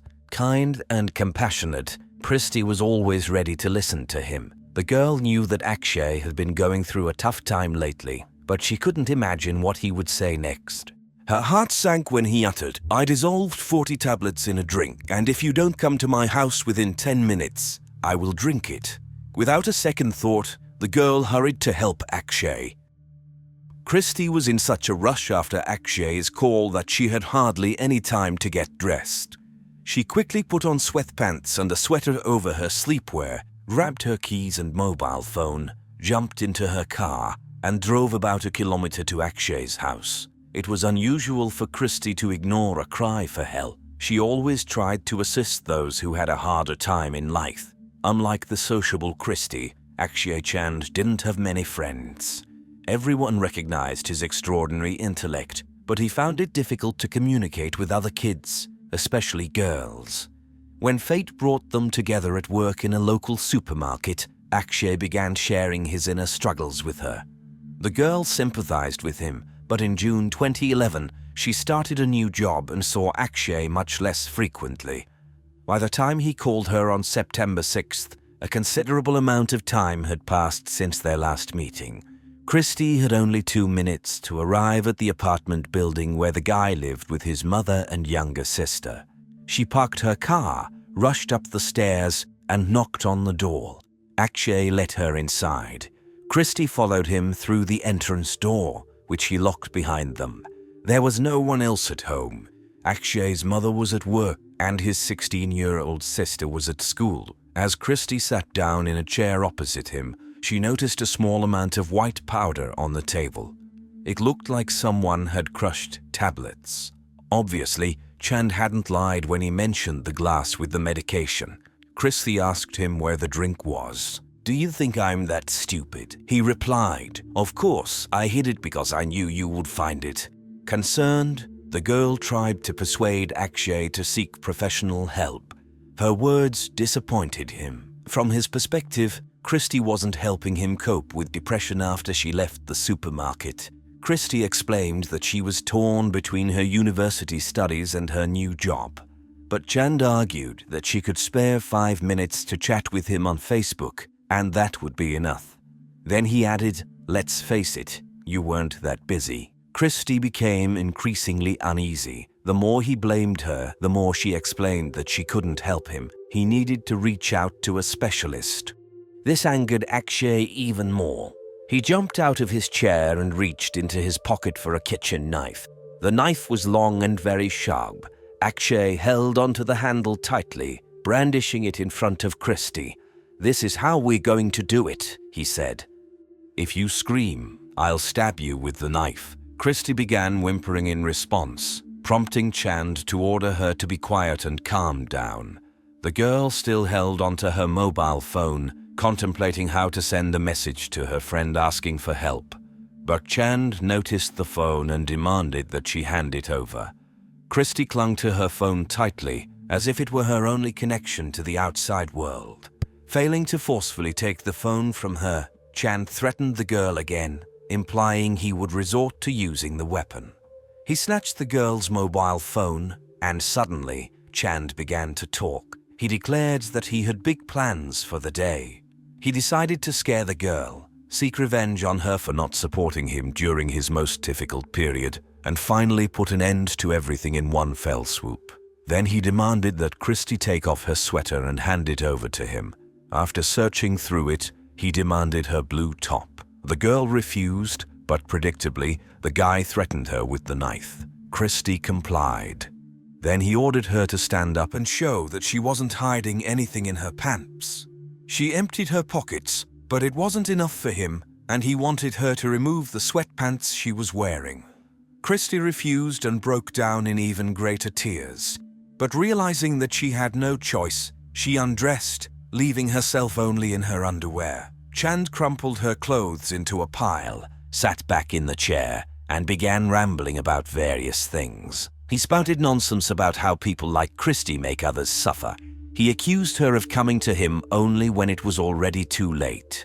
Overall, more time had passed since Christy arrived at his place. Terrified, she asked if he planned to kill her. Chand reminded her of his plans for the day, to frighten her, seek revenge, and drink the prepared drink. He hadn't previously specified how he planned to seek revenge, but now he was ready to tell her. Akshay Chand wanted to violate Christy. Upon hearing this, the girl burst into tears, which prompted Chand to ask her to calm down. Then, out of the blue, he changed his mind. He returned Christy's clothes, phone, and told her she could leave. Still overwhelmed with fear, Christy initially didn't believe the sudden change in the guy's mood. What if he planned to stab her in the back, catching her off guard when she turned away? She shared her concerns with Chand, forcing him to lower the knife. "I'm letting you go, but you should know that as soon as you leave, I will drink the concoction," he said. Christy once again tried to persuade him to abandon this plan. Despite what he had put her through, her character didn't allow her to leave after such words. But Chand insisted. Too frightened to linger any longer, Christy turned around and ran out of the apartment. She hurried down the stairs to her car. Passers-by walked by, unaware of what had just happened to her. Christy wanted to ask one of them for help, but she realized she wouldn't feel safe until she reached home. Getting into her car, Christy locked the doors, started the engine, and drove home.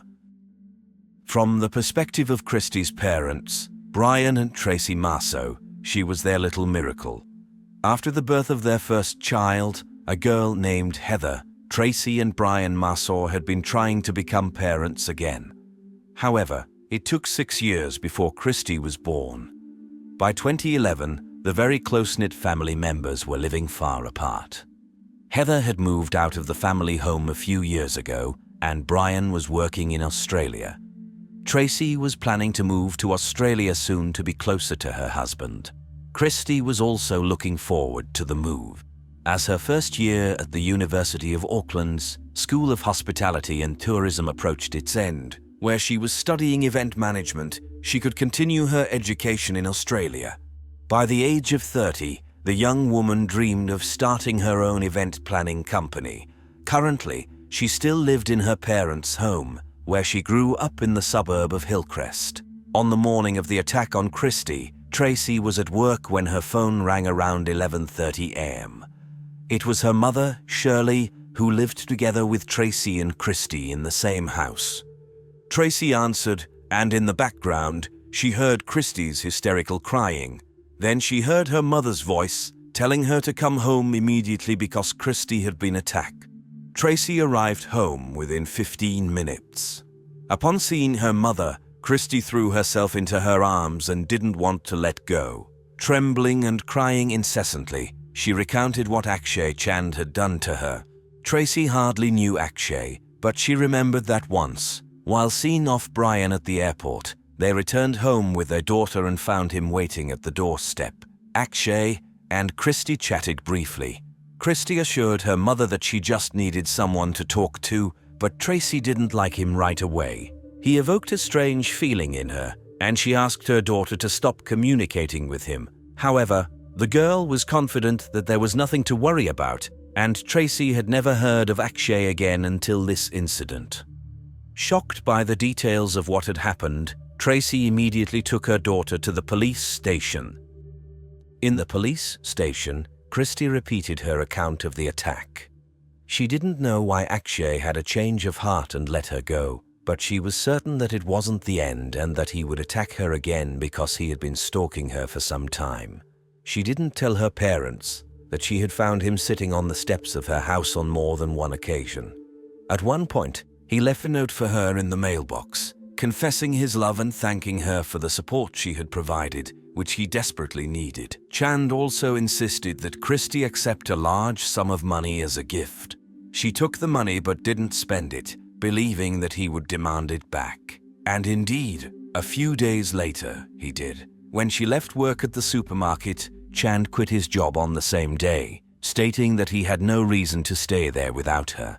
After that, their communication ceased, and it became evident that Akshay had built up a lot of anger towards Christy, believing that she had abandoned him. The thought of him being out there frightened her, and the police recognized the danger she faced. As a result, Akshay Chand was promptly placed under arrest. Akshay admitted to everything and stated that the drink he threatened to consume contained multivitamins. However, he genuinely believed that consuming them in large quantities was toxic. In the police station, he calmly explained that his motive was revenge. Chand was angry at Christy because she didn't help him with his depression, and he openly expressed that he still harbored thoughts of vengeance. The police were extremely concerned about his behavior. It was a significant leap from someone who had never had any issues with the law to a criminal charged with abduction, attempted sexual assault, and threats of harm. Since he was still angry at Christy, the detectives knew it was crucial to keep Chand in custody until he could appear in court. They prepared a document outlining the reasons why Chand should not be released on bail, emphasizing Christy's fear and the proximity of their homes. They highlighted the fact that he could appear at her doorstep within minutes if he desired. 3 days after the attack, Akshay appeared in court. His lawyer argued that her client should be released on bail because he was only 18 years old. According to the law at that time, individuals over 17 but under 20 years old were typically eligible for bail if they had no prior convictions. Since Chand had never been arrested before, his lawyer claimed that he should be granted bail. She promised that he would take antidepressant medication, and if released on bail, his family would supervise him. However, the judge believed that it was not appropriate to release a person who had shown unwavering determination to carry out his actions. Despite the law, the judge stated that the only circumstance in which she would consider granting bail was if Chand agreed to be admitted to a psychiatric hospital. However, this option was unlikely. Therefore, the judge decided to defer the bail decision and requested a psychiatric evaluation for Akshay. Throughout this time, Christy continued to suffer. Her father was scheduled to return from Australia in a week, and she convinced her family not to inform him about what had happened so that he could continue working without worry. Initially, she was afraid not only to travel in public transportation but even to sleep in her own room.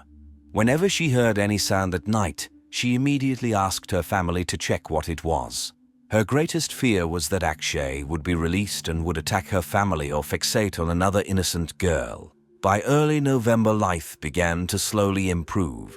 Chand was scheduled to appear in court on Wednesday, November 9th, and in 2 months, Christy and her family would be living in Australia. The relocation, which was initially meant to mark the beginning of an exciting new chapter in their lives, now became an urgent necessity.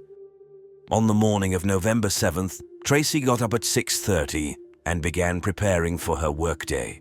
She let the dogs out, made breakfast, and took a shower. As she was getting dressed, she heard a knock on the door. It was still early, around 7 a.m., but Tracy wasn't surprised by the knock. Christy loved shopping online, and her orders were usually delivered in the morning. While Christy was still asleep, getting some rest before her late shift at work, Tracy went to answer the door herself. There was a young man standing on the porch. Tracy didn't recognize him immediately, but then she realized it was Akshay Chanda. He was holding a knife. Tracy felt fear grip her as Chanda forced his way into her home. She screamed as loudly as she could, hoping that Christy would hear and understand that something terrible was happening and have time to escape. Or maybe the neighbors would hear and come to their aid. Still threatening Tracy with the knife, Chanda asked who else was in the house. Tracy lied and said her husband was home. That was not true. He had already returned to Australia. He had wanted to leave work, but the police convinced him that his family would be safe. But somehow Chanda seemed to know this, which made Tracy suspect he had been watching them for some time. Suddenly, Christy appeared on the stairs near Tracy and Chanda. Barefoot and in her sleepwear, she was awakened by her mother's scream and went upstairs to find out what was happening. When she saw Chanda, Christy screamed. Frozen with fear, she stood at the top of the stairs, unable to move. Chanda continued to direct the knife at Tracy, slowly advancing toward Christy. Then he kicked her in the chest, causing her to tumble down the stairs. Christy got up, ran down the steps, but slipped in her haste and fell again. She then got up and ran through her grandmother's room and into the backyard. Chanda chased after her. Meanwhile, Tracy called the police. Given what Chanda had done previously, she thought he might be trying to scare Christy again. She was confident that Christy would be able to lock herself in her grandmother's room, and Chanda wouldn't be able to reach her. The police were aware of the situation. They would be there within a few minutes and arrest Chanda. Tracy dialed emergency services. But before she could provide her address, she heard a frantic scream. It was Christy. Tracy dropped the phone and ran downstairs. Christy lay on the porch in the backyard, with a pool of blood spreading beneath her. Chanda stood nearby. Tracy rushed to her daughter and embraced her. She couldn't see any wounds, but Christy couldn't move. It seemed difficult for her to breathe. Tracy repeatedly told her daughter that she loved her and begged her to hold on because help was on the way. It seemed to Tracy that Christy was trying to say something to her.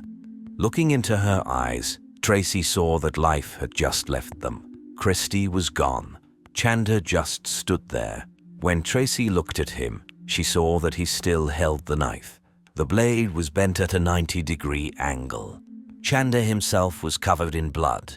Showing no concern about what might happen to her next, Tracy screamed that he had killed Christy. With a completely emotionless voice, he replied, "I'm glad." The police arrived less than 10 minutes after the attack began. Chanda was still in the backyard, listening to music on an iPad. The broken knife lay on the ground. An officer asked what he was doing there. Chanda replied, "Retribution." Another officer noticed that Chanda's hands were trembling and asked why. He responded, "It's not easy to kill someone, is it?" Chanda was arrested and taken to the police station. Tracy had the difficult task of informing Heather and Brian about what had just happened to Christy. The Marceau family had been convinced that something like this would happen ever since Chanda was released on bail a month earlier. Initially, the judge denied his release, citing the need for further information about the case and the defendant's health condition. However, since he qualified for bail under the law, his lawyer quickly filed 2 applications for release. Chanda wrote a letter to the new judge, David McNaughton, expressing remorse for the attack on Christy. He stated that he deeply regretted what he had put the girl through and, given the opportunity, he would apologize to her and her family. Christy also wrote a letter to the judge, pleading not to release Akshay. She believed that since he had nothing to lose, he would attempt to attack her again. On October 5th, the judge granted Chanda bail, despite reading Christy's letter and being aware that the police also believed it was right to keep him behind bars. Chanda was allowed to return to his home, which was located just 350 meters away from Christy's house, in a straight line. The police were extremely disappointed but assured the Marceau family that they would protect them. Officers promised to check on Chanda at various times of the day, making sure he was at home. All the officers patrolling the area were informed about the case. Overall, the police visited Chanda 23 times in the 32 days he was free, and each time he was at home. Despite the police assurances, Christy's fears grew. And after 32 days, he showed up at her doorstep with a knife. Forensic experts investigating the scene of her death found the knife Chanda used to stab her 10 to 15 times before it bent 90 degrees and became useless. He attacked her from behind, delivering a powerful blow to the back of her head. She fell to the floor, where Chanda continued to strike her on the back. One wound was so severe that Christy almost felt nothing afterwards. In the police station, Chanda was surprisingly calm and immediately confessed to everything. Despite suddenly releasing Christy on one occasion, he had never let go of his desire for revenge, and in prison, he started plotting her murder. Knowing that he needed to escape from prison to carry out his plan, he feigned remorse by writing a sympathetic letter to the judge. While free, he didn't waste any time and waited, knowing that Christy and her family would be protected by the police. Although the judge believed that Chanda's family would keep an eye on him throughout the day, his mother worked long hours, and his sister was too young for such a role. She was scared of him herself. All his mother could do was keep kitchen knives away from him, but Chanda knew what she had in mind and hid one of them. On November 7th, he woke up at 6:30, knowing that the day had come. In 2 days, he was scheduled to appear in court, and Christy probably believed that she was safe. The investigators were confident that Akshay would be found guilty on all charges, since he had confessed to everything. However, they were surprised when he decided to plead not guilty by reason of insanity. Several experts, including one hired by his defense and 2 from the prosecution, evaluated him. Akshay told them that he had been hearing a persistent female voice for some time, especially in the mornings. He claimed that the voice ordered him to kill Christy and wished for her mother's death. Although initially Akshay could resist the voice's influence, he eventually succumbed to it. After consultations with psychiatrists and starting medication, he didn't express remorse for the murder but acknowledged that he would have to live with the knowledge of what he had done. It was incredibly difficult for Christy's parents to come to terms with the medical assessment. Tracy, in particular, struggled. She regretted opening the door to the killer and couldn't forget the last moments of Christy's life. "All I see, all I will ever see, is my daughter lying on my lap, gasping for air, covered in blood, dying for some senseless reason. He just stood there and watched. He didn't even attempt to escape. What kind of person does that?" She demanded punishment for Akshay, but the psychiatrist explained to her that Akshay's symptoms, previously attributed to depression, could now be explained by schizophrenia. Moreover, when depression is treated with medication, symptoms of schizophrenia can become more pronounced. During the first attack, the illness was in its early stage, and he managed to understand that harming the girl would be wrong, so he let her go. However, during the second incident, when he came for her, he was aware of what he was doing, but his illness prevented him from understanding that it was morally unacceptable. Akshay couldn't be tried for murder, but he was found guilty of kidnapping and attempted sexual assault. However, he would still serve his punishment in a psychiatric facility. He would only be released if he ceased to pose a danger to society, but his chances of recovery were extremely slim. The Marceau family relocated to Adelaide, Australia, but they didn't allow Christy's murder to become just another crime statistic. If Akshay had not been released on bail after the first crime, Christy would have moved to Australia and lived happily. Therefore, they started a campaign to change the bail laws. Thanks in part to their efforts, since 2013, defendants are required to prove that they are not a threat to society, instead of the police having to prove the opposite as it was before. Such a case has never occurred with investigators from South Dakota. There are 3 suspects, the husband, the lover, and the 12-year-old daughter, each with a motive for committing a heinous crime, but only one of them is guilty. Will the detectives be able to uncover the truth, navigating through the depths of anonymous letters, spy devices, and false evidence amidst the ocean of passions that unfolded around what seemed to be an ordinary American family? On the morning of Wednesday, February 8, 2006, Wyoming resident Bonnie Burns was sitting by the phone, eagerly awaiting a call from her daughter, 41-year-old Tammy Ria, who lived in Pierre, South Dakota. Every morning for many years, Tammy would call Bonnie without fail. The sudden silence from her daughter frightened Bonnie, so she decided to call herself. Tammy's home phone went unanswered, and her mobile phone redirected the call to voicemail. She was also absent from her job in the shoe department at Kmart. contemplating what to do next, Bonnie recalled the name of one of her daughter's colleagues, Brian. Tammy had recently mentioned to the family that she had been communicating with Brian frequently. Therefore, Bonnie dialed the store number again, this time inquiring if Brian was present. Brian Clark answered Bonnie's call in surprise. He also didn't know where Tammy was. However, in response to Bonnie's desire to contact the police, he asked her to provide him with the details. He dialed 911 and reported that he needed to report a missing person. Brian added that a crime may have occurred. When asked by the dispatcher why he believed so, he replied that he and Tammy were having an affair, and it was evident that her husband had found out about it. When 12-year-old Elaine Ria sat down to have breakfast, she immediately felt that something was off. Her father, Brad Ria, was also seated at the table, but her mother was nowhere to be found.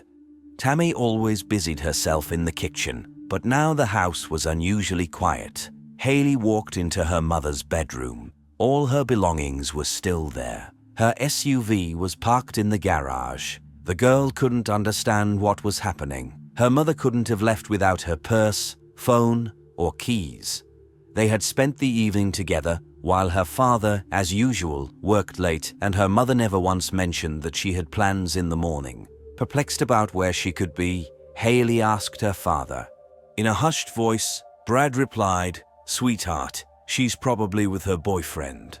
She'll be back in 2 days." Tammy and Brad met in Billings, Montana.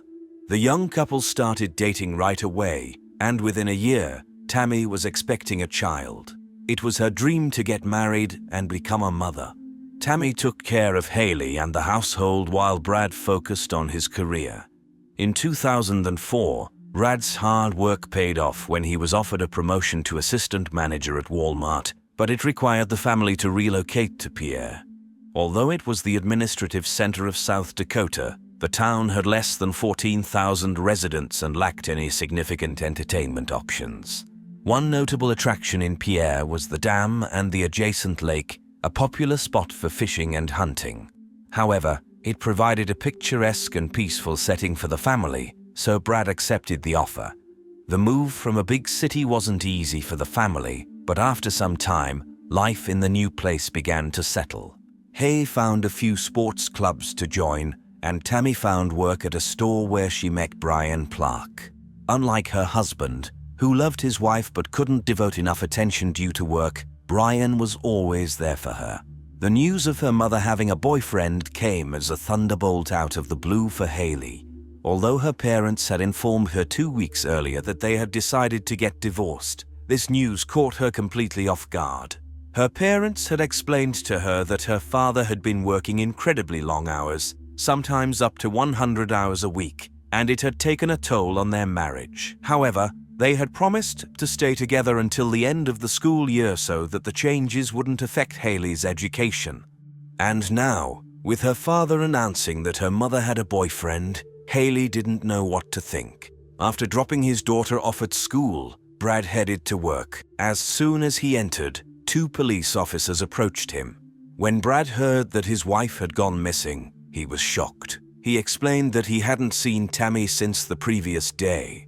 When he arrived home from work after 10 p.m., his daughter was already asleep and Tammy wasn't home. Around 1 a.m., Brad heard a car screech to a halt outside. He glanced out the window and saw Tammy park her black SUV, get into another car, and drive away with a man. Brad had recently discovered that his wife was seeing someone else and assumed it was his car. Succumbing to a sudden impulse, he got into Tammy's SUV and followed them. But soon his wife's car broke down and Brad had to pull over on the side of the road. A passing patrol officer stopped to assist Brad. By the time the car started again, he had lost sight of his wife, so he returned home and went to sleep. The next morning, she was still missing, and he assumed she had gone somewhere with the other man. The detectives listened attentively to Brad's account of the events from the previous night. The store manager, a man of small stature and meek appearance, didn't seem like a threatening individual, and his behavior didn't indicate any signs of lying. The police asked if Tammy could have already returned home, and Brad willingly agreed to accompany them. It was a trick.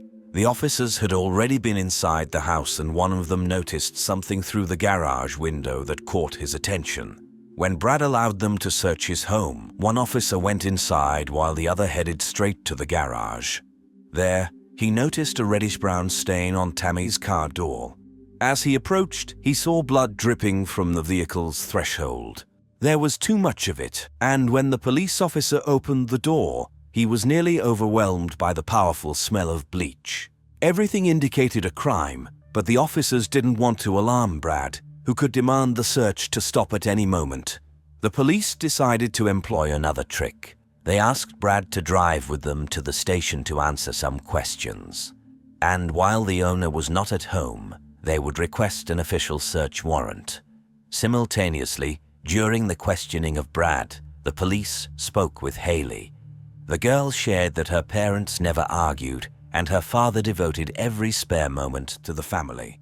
That's why the news of their divorce was such a surprise. Haley noticed that the impending divorce had also taken a toll on her father.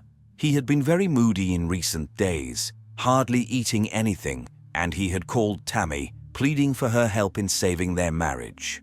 Meanwhile, Haley's mother had behaved as usual. Tammy told her family that the house would stay with her and Haley, and Brad would move out. The family confirmed the girl's words. Tammy was looking forward to the divorce. She informed her relatives that the house would remain with her and Haley, and Brad would relocate. At the police station, Brad cooperated fully, answering all the questions.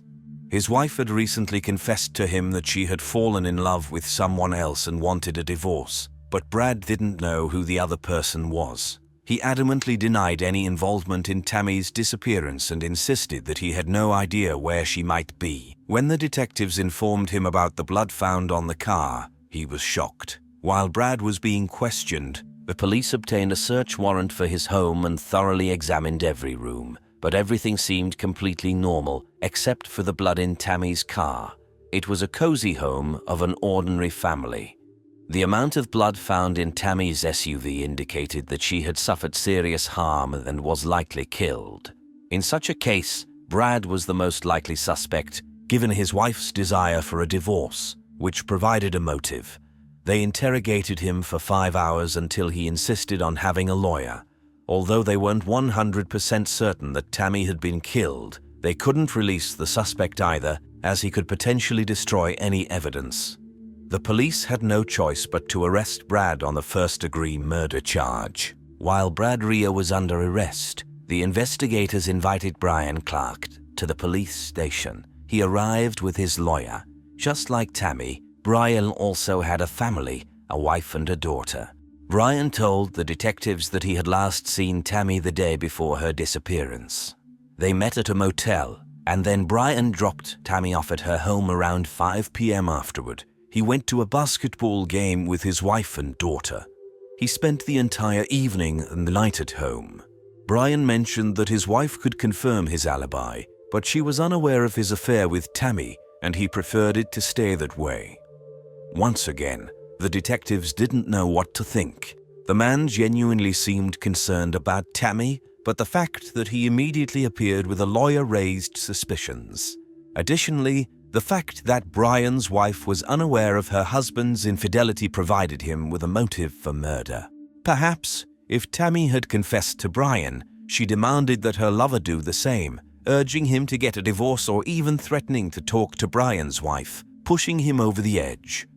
Access to Tammy's SUV was in the hands of her husband, but if his story about surveilling his wife was true, Brian could have killed Tammy and doused the car in blood to frame her husband. The police tracked down the patrol officer who had stopped to help Brad start his car, and he confirmed Brad's account word for word. Now, the police had confirmation of the story he had consistently repeated. So, who was the killer if the murder indeed took place? No matter how you look at it, without a body, the case couldn't progress any further. On February 9th, search teams began combing the extensive area around the city, where rarely anyone could be found except for hunters who frequented the hilly shores from October to January. If Tammy was here, it was unlikely that anyone would stumble upon her before the start of the next hunting season, 8 months later. By that time, wild animals would most likely have discovered her remains first. The teams covered kilometer after kilometer, but the woman was nowhere to be found. As the sun approached the horizon, the helicopter pilot decided to fly over the isolated plain, approximately 16 kilometers north of the city, one more time. While flying over the marshland near the dam, he spotted Tammy Ria's lifeless body. As it turned out, the woman had been stabbed at least 35 times. It felt as if the killer had unleashed immense fury upon her. It was an extremely brutal murder, but there was no blood around the body, indicating that the attack had taken place elsewhere. The officers found a t-shirt and 2 blood-stained gloves, but there was nothing that could provide clues to the identity of the killer. Neither the autopsy nor another search of the family's home yielded any results. The investigators had no choice but to interrogate Brian's wife. It presented an excellent opportunity for the betrayed woman to seek revenge, but she didn't take advantage of it. She confirmed that her husband was at home on the night of February 7th. However, despite the couple sleeping in the same bedroom, the woman suffered from back pain and often spent the night downstairs in a reclining chair. That was the case on the night of Tammy's murder. Therefore, Brian could have slipped out of the house in the middle of the night without his wife knowing. Once again, the investigation reached a dead end. Suddenly, the case took a completely unexpected turn. A letter was delivered to the office of the district attorney.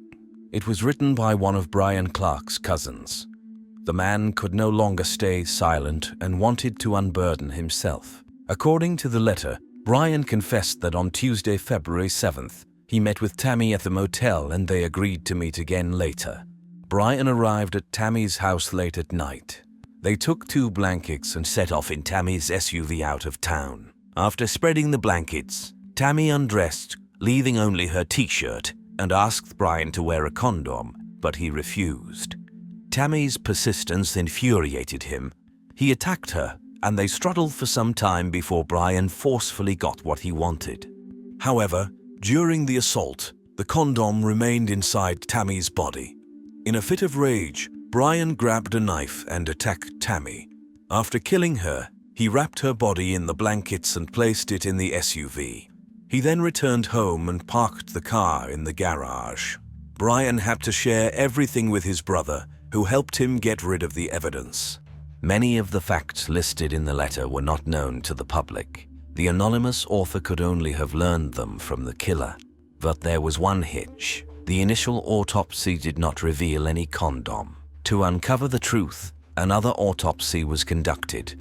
Incredibly, upon re-examining the body, the pathologist discovered this crucial piece of evidence that had somehow been missed the first time. The discovery promised to provide the much-awaited clue that the investigators were hoping for. However, due to the time the condom had spent inside Tammy's body, the DNA sample could not be used for comparison. What seemed like a promising piece of evidence raised even more questions. Whoever wrote the letter undoubtedly knew all the information about the murder, but there was still no physical evidence proving that Brian was the killer. Now the investigators understood what Brad was talking about during his initial interrogation. Even when it was unknown whether Tammy was killed, he had said, "All this evidence points to me, but I hope there will be a body because there will be something that will exonerate me. Maybe DNA, something like that." Brad could only hope for such evidence if he himself planted it in an attempt to frame Brian. The question was, how did he obtain Brian's DNA? The investigators talked to Brian and learned that he often disposed of used condoms by throwing them out of the car window. It turned out that Brad had followed multiple lovers before. By tracking them, he discovered Brian's habit, which allowed him to devise a cunning plan to frame his rival. Of course, Brad couldn't have known that DNA would not be suitable for analysis if it remained in another person's body for a long time. The biggest problem remained that the investigators still didn't know where the murder took place. The police returned to the family's house for another search, hoping to find the slightest clue. In Brad's closet, an officer found something intriguing, a tiny digital recorder. When the detectives pressed the playback button, Tammy's voice filled the room. She asked to call Brian Clark. They spoke for a few minutes, and then Tammy said, "I love you very, very much." Since the beginning of the investigation, Brad had claimed that he didn't know who Tammy was seeing. But on the recording, Brian's name was clearly heard. Brad had set a trap to find out who his wife was meeting. He had placed the recorder in her car, along with a bouquet and a note. As Brad had hoped, Tammy assumed the flowers were from her lover and called Brian to thank him, inadvertently revealing his identity. Now the police wanted to know what else Brad might have been lying about and how he managed to send an anonymous letter while being in prison. Brad regularly communicated with his twin brother, Brett Ria. When Brett was released from prison after a visit to his brother, the police were already following him. Upon his arrest, they discovered a very interesting notepad in his possession.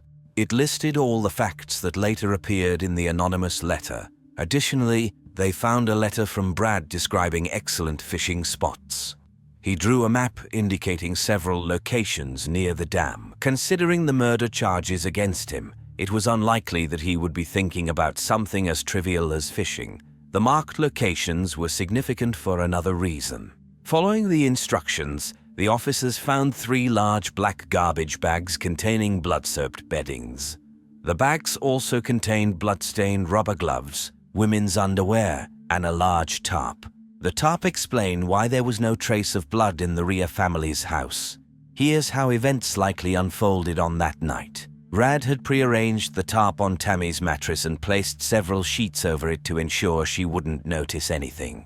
When she lay down on the bed on the night of February 7th, Brad entered the room and attacked her, stabbing her multiple times through the sheets and slashing her throat. The bedding immediately absorbed all the blood. Brad then carried Tammy's wrapped body, along with the sheets, to the garage, located right next to her bedroom. He placed her body in the car, planted the evidence, and loaded her body and the bags of bedding. As for Brad's story about breaking down on the road and interacting with the patrol officer, he was likely on the verge of getting caught. He was heading to Brian's house, intending to plant some evidence, confident that the condom would lead investigators to his rival. And when he realized that he wasn't discovered during the autopsy, he had to devise a plan involving the letter with a false confession and seek his brother's help to send it. The trial began in January 2007. Since the prosecutor did not seek the death penalty for Brad, in the event of a guilty verdict under South Dakota law, he would automatically receive a life sentence. The prosecutor expected the process to be brief and clear-cut, but Brad made the rare decision for a defendant to testify in his own defense. No one could have anticipated what he would say when he took the witness stand. Unable to hide the lie any longer, Brad felt that he had to confess everything. It was not him who killed Tammy, but his now 13-year-old daughter, Haley. Problems started after Haley was informed that her parents were getting divorced. She was furious because her parents didn't want to reconcile and spent whole days in a saddened state. On the night of February 7th, Brad returned late from work, and his wife and daughter were already asleep. He also went to bed but was awakened by the cat around midnight. Brad heard some noise coming from Tammy's room and went to check what was happening. To his horror, he saw Haley standing over her mother's body. She was covered in blood and holding a knife. There was blood coming from her nose, indicating that Tammy must have fought back. Brad shouted, asking Haley what she had done, but she stood motionless and didn't respond. Brad attempted to help his wife but realized it was futile. His daughter continued to stand there, showing no emotions. It was only then that Brad realized she was asleep. In panic, he took the girl back to her room and wiped off all the blood. He then tried to clean the crime scene. He put the clothes in the washing machine and took his wife to the car. To protect his daughter, he decided to frame a man whom Tammy had seen. When Haley woke up the next day, she behaved completely normally, and Brad realized that she didn't remember anything that had happened. Initially, he wanted to escape to Mexico with his daughter, but he was arrested before he could do so. Brad explained that his daughter always had behavioral problems and had even stabbed her stuffed toys when she was a little child. He admitted that he had broken the law and deserved punishment, but only for trying to protect his child. The prosecutor was pleased that Brad provided testimony because attempting to accuse his daughter would have enraged the jury members. In reality, the evidence indicated that the wounds on Tammy's body could not have been inflicted by a 12-year-old girl, even considering that she was a fairly strong volleyball player. During the cross-examination, the defendant couldn't explain facts that had already been reliably established. Moreover, Brad's twin brother had already confessed to everything. It took the jury 3 hours to deliver a guilty verdict. Nevertheless, Brad Ria insists on his story. He unsuccessfully filed an appeal, claiming that he was framed by investigators and that his daughter's DNA was never compared to the DNA at the crime scene. The most terrifying part is that if a condom with Brian Clark's DNA had been found during the initial autopsy, this case could have ended completely differently. The fact that the intended evidence was not found compelled Brad to bury himself deeper, acting out of desperation. Haley Ria lost both of her parents on the day her father decided to kill her mother. She moved to live with relatives in Wyoming and never saw Brad again. Fortunately, she didn't allow the incident to break her. The immense love that surrounded her mother became a source of motivation for the girl. Speaking out on public platforms, she became the voice of domestic violence victims who can no longer stand up for themselves. Haley pursued an education in criminal law, got married, became a mother, and only regrets that her son will never know what a wonderful, kind, and loving person his grandmother was. Carrie Swenson probably learned to ski before she could walk, but she could never have imagined that biathlon would become her life because for women, this sport simply didn't exist before. Finally, in 1983, women were allowed to compete in biathlon, despite many of them enduring years of rigorous training. The USA team missed the first Women's European Cup but participated in the first Women's World Championship in Chamonix, France. The 22-year-old American, Carrie Swenson, started with the traditional 10 kilometers race. She finished 5th right after the Soviet athletes who were considered unbeatable leaders in the sport. In the 5 kilometers sprint, she was the best among her teammates, securing the 13th position. However, the real triumph for the team and personally for Carrie came in the relay. The Americans took the 3rd place, and Carrie and her teammates became the first medalists from the USA. After the biathlon season ended, Carrie returned home to Montana, where she planned her perfect summer. She got a job at a popular tourist ranch called Lone Mountain Ranch and spent all her free time trail running in the backcountry. Carrie opened the window, letting the fresh night air fill her bedroom. This morning, she graduated from Montana State University, receiving her degree in microbiology. After the ceremony, her parents threw a party, celebrating both her graduation and her brother Paul's 21st birthday. They had only won last summer at the Lone Mountain Ranch in the Big Sky area to practice and enjoy the mountains as they did in their childhood. One more year of competitions, and then she would leave to study veterinary medicine, a dream she had since she was 5 years old. Carrie turned off the light in her room and happily drifted into sleep, unaware that her dreams would soon be shattered by the selfish plans of 2 recluses. Carrie had no idea about the conversation between the 2 men that took place in the mountains, several kilometers away from her. The younger man didn't hide his irritation. He generally enjoyed living away from people and their rules, but he felt lonely in the mountains and longed for female company. "Dad, do you remember the plans we discussed about getting ourselves a woman?" The father looked carefully at his 18-year-old son and asked, "Do you think the time has come?" In response, the son nodded confidently. On Sunday, July 15th, Carrie went for a run around Delray's Lake. She chose this route because Bob Sharp, the owner of the snack bar where she worked, had told her that he had seen a grizzly bear in the area, and she was eager to see it herself. As usual, Carrie ran fairly quickly, focusing on her breathing. Only at the last moment did she notice 2 men ahead of her.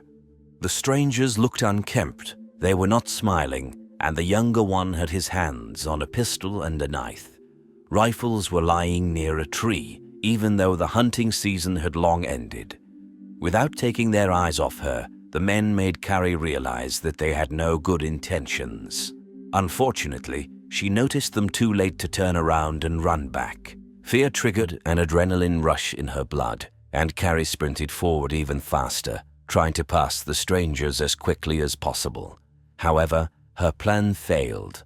The older man jumped right in front of her on the trail and grabbed her wrist. Not giving her a chance to react, he grabbed her other hand. Unable to break free from their grip, Carrie decided to rely on her wits and remain calm. The wild look in the older man's eyes frightened her. "Stay calm. Don't provoke them," she thought. "Please, let me go," she said. "No, we don't come across pretty girls like you very often. We want to talk to you. What's your name?" he asked, holding Carrie even tighter. He began asking her various questions about whether she was married, who she lived with, and so on. Realizing that she wouldn't be released easily, Carrie tried to scream, but the man quickly silenced her. The stranger released her left hand, only to strike her in the face and then tie her up with a rope. The men said they would keep her with them for 4 or 5 days, and if she didn't like life in the mountains, they would let her go. However, from their smirks, she understood that they were more likely to take advantage of her vulnerability and eventually kill her. "It's just a nightmare," she repeated to herself, hoping to wake up at any moment, but the pulsating pain in her wrist and face indicated that it wasn't a dream.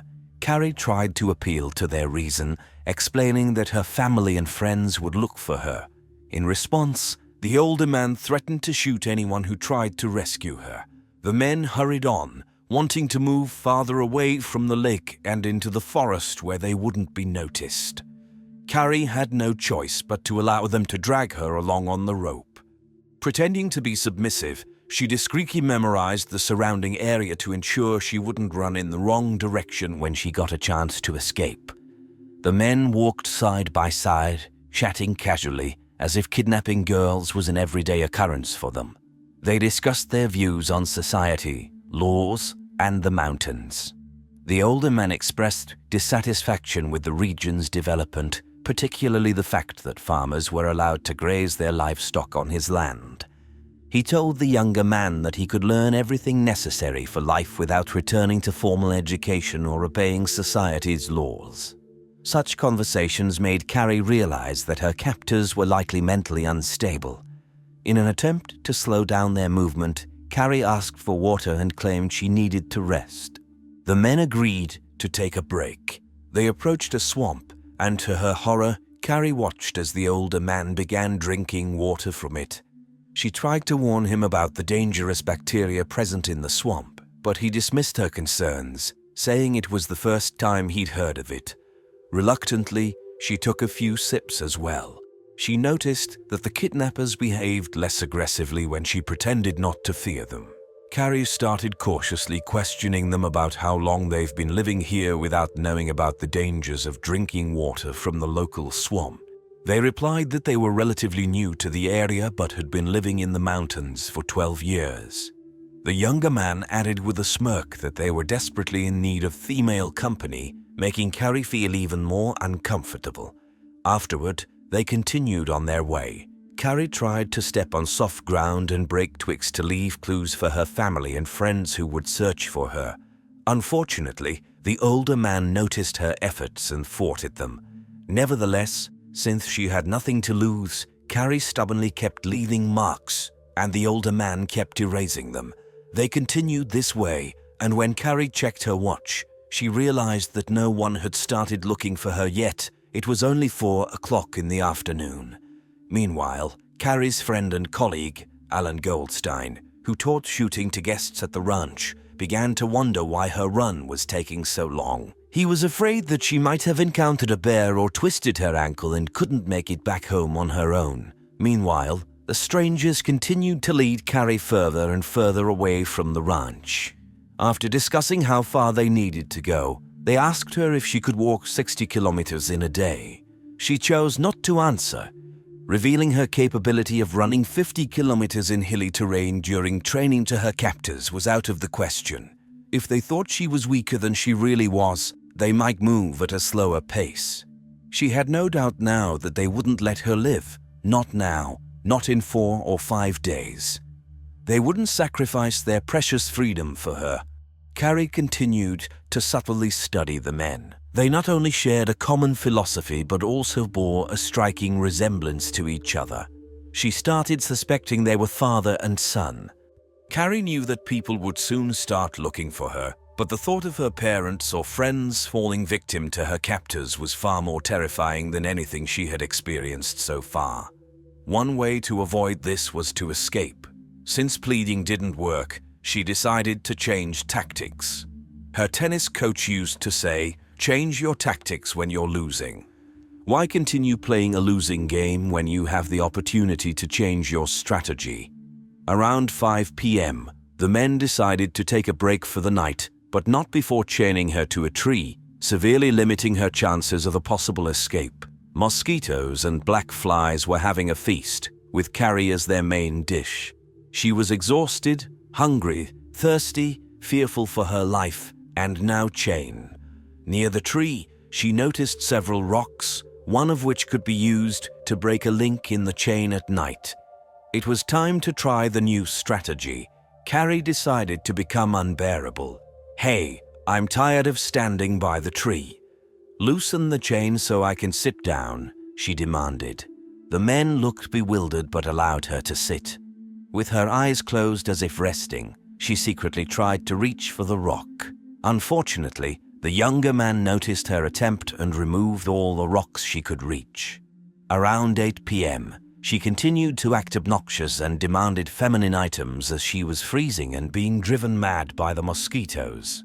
The younger man, whom the older one called Dan, gave her a shirt and socks, and the older man started talking about how they had many of his ex-wife's things in the underground caves where they live. He went on about how cozy those caves were and that they would never be found there. Carrie heard a voice in the distance. Unfortunately, her captors heard it too. Simultaneously, a plane appeared in the sky. Carrie didn't know if the plane was searching for her, but the men got alarmed and quickly extinguished the campfire. They clearly didn't expect someone to search for the captive so soon. After circling the forest for about an hour, the plane flew away. With dread, Carrie awaited the upcoming night and what they would do to her. However, they left her to herself while sitting silently by the smoldering fire. As night fell, they provided her with one sleeping bag while they lay in another. As the sun began to dip towards the horizon, the concern of Carrie's colleagues grew. 2 hours after she was supposed to show up for work, they started searching for her. Friends and family members of Carrie divided into 4 teams, each tasked with combing through their assigned areas. Carrie's father, Bob Svensson, got in touch with a friend who was a pilot to ask for help flying over the forest. Bob Sharp informed him about the possibility of Carrie encountering a grizzly bear on that trail, which filled him with dread. The teams searched for several hours, calling out her name as they combed the areas where Carrie was likely to run, but as darkness fell, they had to suspend the search. Carrie's brother, Paul, found their father at the ranch after he returned from the airstrip. His father looked pale and restless with worry. Paul needed some time alone, so he asked his father to let him know as soon as there was any news about Carrie and went to his room. He quickly took a shower and lay down on his bed. Suddenly, he saw Carrie. She was tied to a log like some kind of captive animal. The men were sitting around a campfire nearby. His sister was crying. Paul woke up from this horrifying nightmare, not understanding what it could mean, and hoping that it was just a bad dream. With the dawn, they would resume the search, and they would surely find her. In the morning, the captors decided to move the camp to a different location, but to Carrie's surprise, they only shifted it about 50 meters from the original campsite. Despite the ongoing search for her, Dan didn't hesitate to go hunting with his firearm, shooting a squirrel for breakfast. While Dan was preparing breakfast, the older man demanded that Carrie hand over her shorts. stating that their bright red color attracted too much attention. He took them and went back to the old campsite. This presented an opportunity for Carrie to talk to Dan alone. She tried to persuade him to let her go back to her family, telling him that he was too young for such crimes. Dan looked at her attentively, with no hint of a smile, concern, or regret on his face, and said, "No, you're cute, and you'll stay with me." Meanwhile, the second kidnapper returned and gave Carrie her shorts, stained with soot from the previous campfire. Trying to hold back tears, Carrie started putting on the shorts inside her sleeping bag. She was almost done when she heard rustling in the bushes to her right and saw a person lying flat on the ground. Dan quickly got up and drew his gun from its holster. Carrie shouted, "Stay back. Don't come any closer. They're armed and they'll shoot." "Shut her up," the older man ordered, grabbing his rifle. "Go away, they'll kill you," Carrie shouted again when suddenly a deafening sound echoed, and she was thrown backward. The searing pain pierced her chest, and she smelled the gunpowder.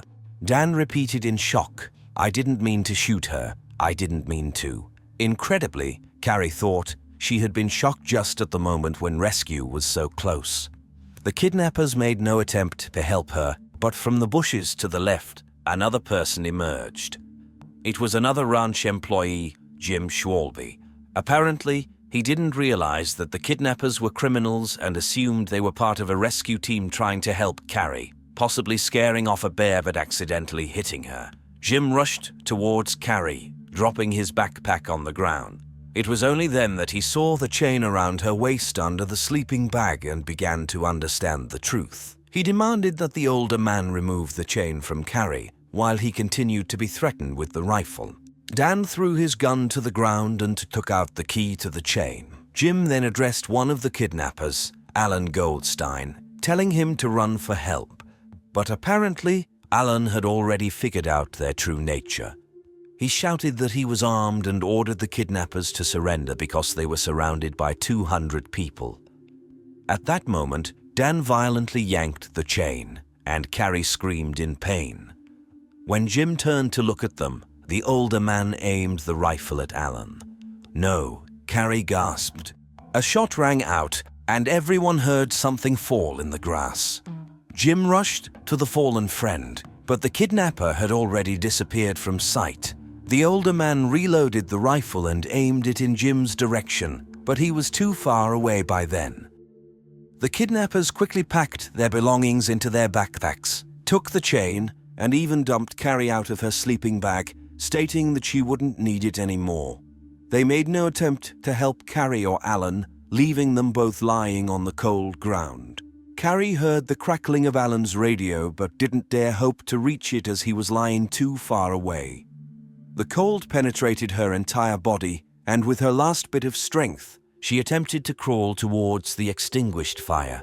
Lying on her stomach, she tossed some twigs and leaves towards the fire, hoping that there were still warm logs that could help the leaves catch fire. Carrie tried to blow on them, but she was too weak and lost consciousness. When she woke up, she felt an army of black ants rushing towards her blood-soaked shirt. "No," she shooed them away. These insatiable insects reminded her of her thirst for life. She needed to find the radio and help Alan, but he had fallen too far away. However, she noticed Jim's backpack nearby. Her frozen fingers refused to cooperate, but finally, she managed to unfasten the backpack and found a water bottle, a chocolate bar, and a sleeping bag inside. The radio was not there. Carrie managed to put her legs into the sleeping bag and, finding some warmth, opened the water bottle. It turned out to be warm lemonade, and she took a sip and nibbled on the chocolate bar. Carrie once again tried to get closer to Alan, but this time, she had to drag the sleeping bag along with her. She couldn't help but feel like a caterpillar crawling on the ground and imagined how her brother Paul would react to that image. He would probably laugh and cheer her on at every step. She chuckled at the silly thoughts that come to mind in such moments. About 1.5 kilometers from the shootout site, other search teams continued their efforts, unaware of what had happened. Suddenly, Jim Schwalbe interrupted them. Gasping for breath, he shouted to the people surrounding him. There were 2 guys. They tied Carrie to a log and shot her when she yelled at us to stay away. Bob asked him if she was alive. She was when I ran away, but that scoundrel shot her, and the old man got Alan in the head. With every breath, life was leaving Carrie. Breathing became incredibly difficult, exacerbating the bleeding. A decision came to her intuitively. She closed her eyes and found herself back on the biathlon track. Biathletes practice their breathing technique methodically, just like speed and accuracy. Carrie focused, and very slow breathing, almost like in yoga, allowed her to slow down her heart rate and bleeding. Annoying flies buzzed around her, but strangely, they helped her stay conscious. She thought about Jim. He should have brought help by now, unless he ran into the kidnappers again. After a few hours, that annoying buzzing sound returned. Carrie looked around in search of the source and spotted a helicopter hovering above the treetops. It paused directly over her, and people were peering out of it. "Please, find us quickly," she silently pleaded. The helicopter flew away, but suddenly she heard the cracking of branches and the sound of a radio. "Help," she cried out with all her remaining strength. "Here she is," someone shouted. "We found her." "Are you okay, Carrie? Can you hear me?" asked a man. "Yes," she replied. She wanted to shout, scream, thank them for finding her, but all she could manage was a smile. Her eyelids felt heavy as if filled with lead, and it was hard to see what was happening next. While Carrie was being taken to the hospital, the police put all their efforts into finding her kidnappers. Little did they know it would be the beginning of a months-long search. The local forests and mountains cover hundreds of kilometers, and no one knows them better than the 2 fugitives. Over the course of 5.5 months, the kidnappers managed to elude the police successfully, and the media romanticized their image, calling them mountain men from another era. They portrayed Delan as a handsome prince and the other man as stern and loving father. It even reached a point where a local businessman wanted to sell T-shirts with their images. Meanwhile, the journalists overlooked the victims of their crimes.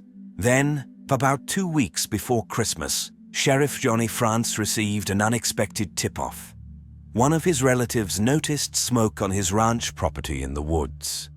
France had grown up on that ranch and knew every inch of it. It was dark, the radio had intermittent signals in the mountains, and the criminals could disappear at any moment. Nevertheless, the sheriff rushed to their camp. "Why did I go there alone? Because that's what I was paid for," he joked years later. He arrived as quickly as he could on a snowmobile, tracked down the father and son, and had them in his sights. The father immediately pulled out his rifle and threatened to shoot. In response, the sheriff warned that 2 shots would be fired at his son. He had to use the boy as leverage to get the father to listen. The sheriff convinced them that they could finally warm up, eat properly, and take a shower, which worked. Within minutes, the situation was fully under the sheriff's control. The kidnappers, Dan Nichols and his father, Don Nichols, were arrested and charged with kidnapping. Don was also charged with the murder of Alan Goldstein. At the trial, it was revealed that the men had planned the kidnapping several years ago. Dan refused to live in the mountains without a woman, and since not every girl would agree to their way of life, about 5 to 6 years ago, Don Nichols purchased a chain for his future bride. He dreamed of founding his own clan, living away from society, and Carrie was destined to play the role of the mother to his son's future offspring. Don was sentenced to 85 years in prison, but he was released in 2017. Dan was sentenced to 20 years in prison, but he only served 6 years. It seemed that the young man had turned his life around, getting married, getting an education, and deciding to help disabled people. However, in 2012, he was arrested again in connection with illegal substances. As for Carrie, she spent 8 days in the hospital, and immediately after being discharged, she began pushing the boundaries of her own physical abilities, overcoming pain to speed up her recovery. By 1986, Carrie had recovered enough to participate in biathlon competitions in Oslo, Norway. She achieved a 4th place, but the athlete who finished 3rd invited her to stand with her on the podium, acknowledging her merits. To others, it might have seemed that she had fully recovered, but Carrie knew that the kidnapping and injury had left a lasting mark that would never disappear. She continued to experience pain from scar tissue and the bullet shrapnel still lodged in her body, affecting nearby nerves during significant physical exertion. As a result, she decided to quit competitive sports and focus on a career as a veterinarian, heading to study in Colorado. Today, Carrie Swenson works as a veterinarian in Bosma, Montana, and continues to enjoy outdoor activities, which she has loved since her early childhood. She rarely talks about the events that happened and has become a harsh critic of the media's coverage of the kidnapping. In particular, she found the romanticizing of the kidnappers and murderers as rugged mountain men skilled in wilderness survival to be inappropriate. She also believed that the media significantly downplayed the emotional trauma of the abduction, portraying the experience as more romantic than it truly was in the hands of the mountain people. In 2012, when Dana was arrested again, Carrie wrote an article for the local newspaper, mocking the so-called mountain men. The Nicholses may have lived in the mountains at times, but they couldn't survive there, at least not without theft and robbery, often leaving the woods for months and buying modern equipment.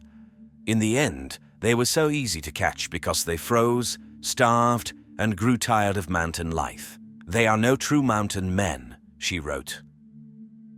Jose was not an ordinary guy, quite the opposite. He felt that he could get anything he wanted from life, not because he was capable or deserving of it, but simply because he desired it so much. He didn't like blending in with the crowd. He wanted to stand out, to make people tremble with fear at the sight of him. Jose was tough, just like his friends. They always had each other's backs, did everything together, and on that night when Jose saw a ring with the letter E engraved on it, he knew he had to have it because his girlfriend's name was Esther. He thought it would be a perfect romantic gesture. So he leaned over and took the ring off the lifeless girl's hand, a girl he and his friends had just killed. Jennifer Lee Ertman, who was 14 years old, and Elizabeth Christine Pena, who was 16, were best friends. Despite Jennifer being younger, she was obedient and well-mannered, and her positive influence had a wonderful impact on her friend Elizabeth. Elizabeth's parents were delighted that their daughter had such a reliable, faithful, and fantastic friend. The two girls shared an interest in makeup and fashion. They enjoyed dressing uniquely, skillfully applying makeup, and choosing accessories. They attended the same school in Houston, Texas, and were currently on summer vacation.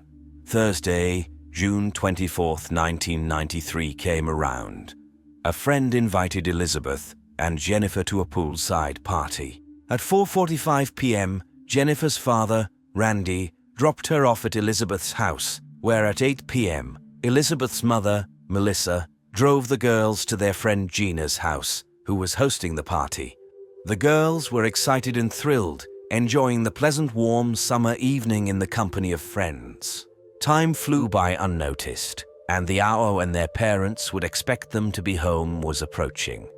In principle, the parents weren't afraid to let the girls go out in the evening. They had cash with them just in case.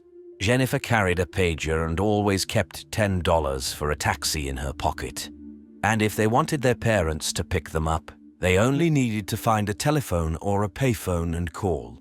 But this time, the girls decided to walk home. As they said their goodbyes to all their friends, the clock struck 10:45 and they were feeling the pressure of time. The girls had two options for walking home on foot. They could have taken the usual route by walking along the boulevard and turning onto the street leading to Elizabeth's house. This path would have taken them about half an hour. On the other hand, the park offered the possibility of saving 10 to 15 minutes. Despite their concerns about being late, they decided to go through the park. The route involved walking through the park, crossing a railway bridge, following a path, and eventually arriving at Elizabeth's house.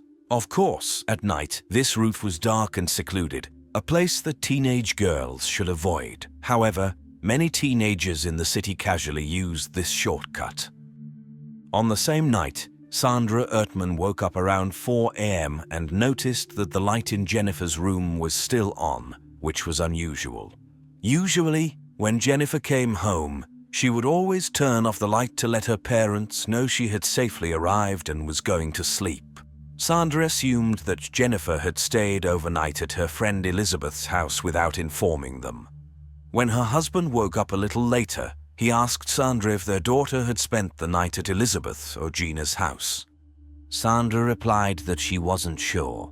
She wanted to cover for their daughter to avoid her father scolding her, but by 11 a.m., Sandra and Randy started calling Gina's and Elizabeth's families.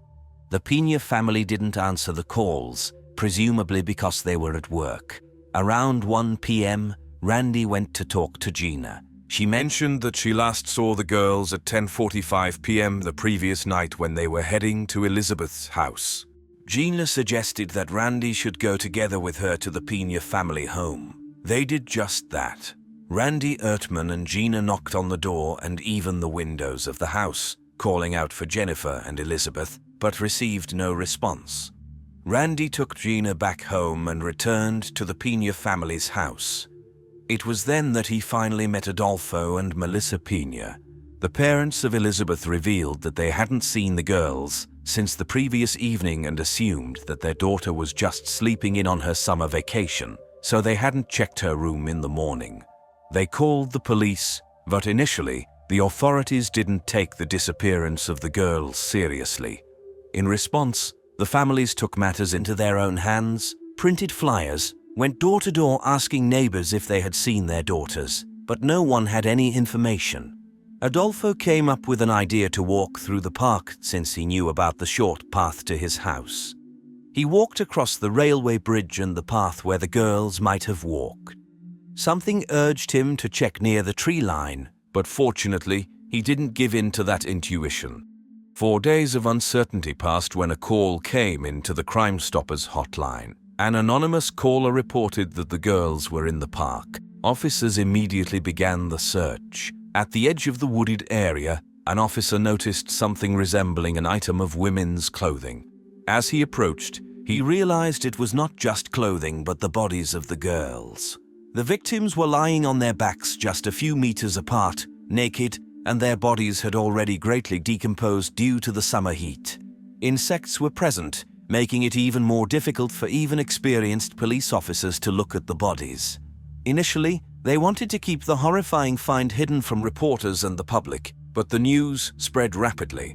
Randy Ertmann was speaking with journalists about his daughter's disappearance when a reporter informed him over the radio that the bodies had been found in the park. Randy persuaded the reporters to take him to the park. Police officers had to restrain him as he attempted to break through the police tape, shouting, "She has light hair. Tell me one of them has light hair." He only stepped back when a detective told him that he couldn't provide any information yet and needed Jennifer's dental records.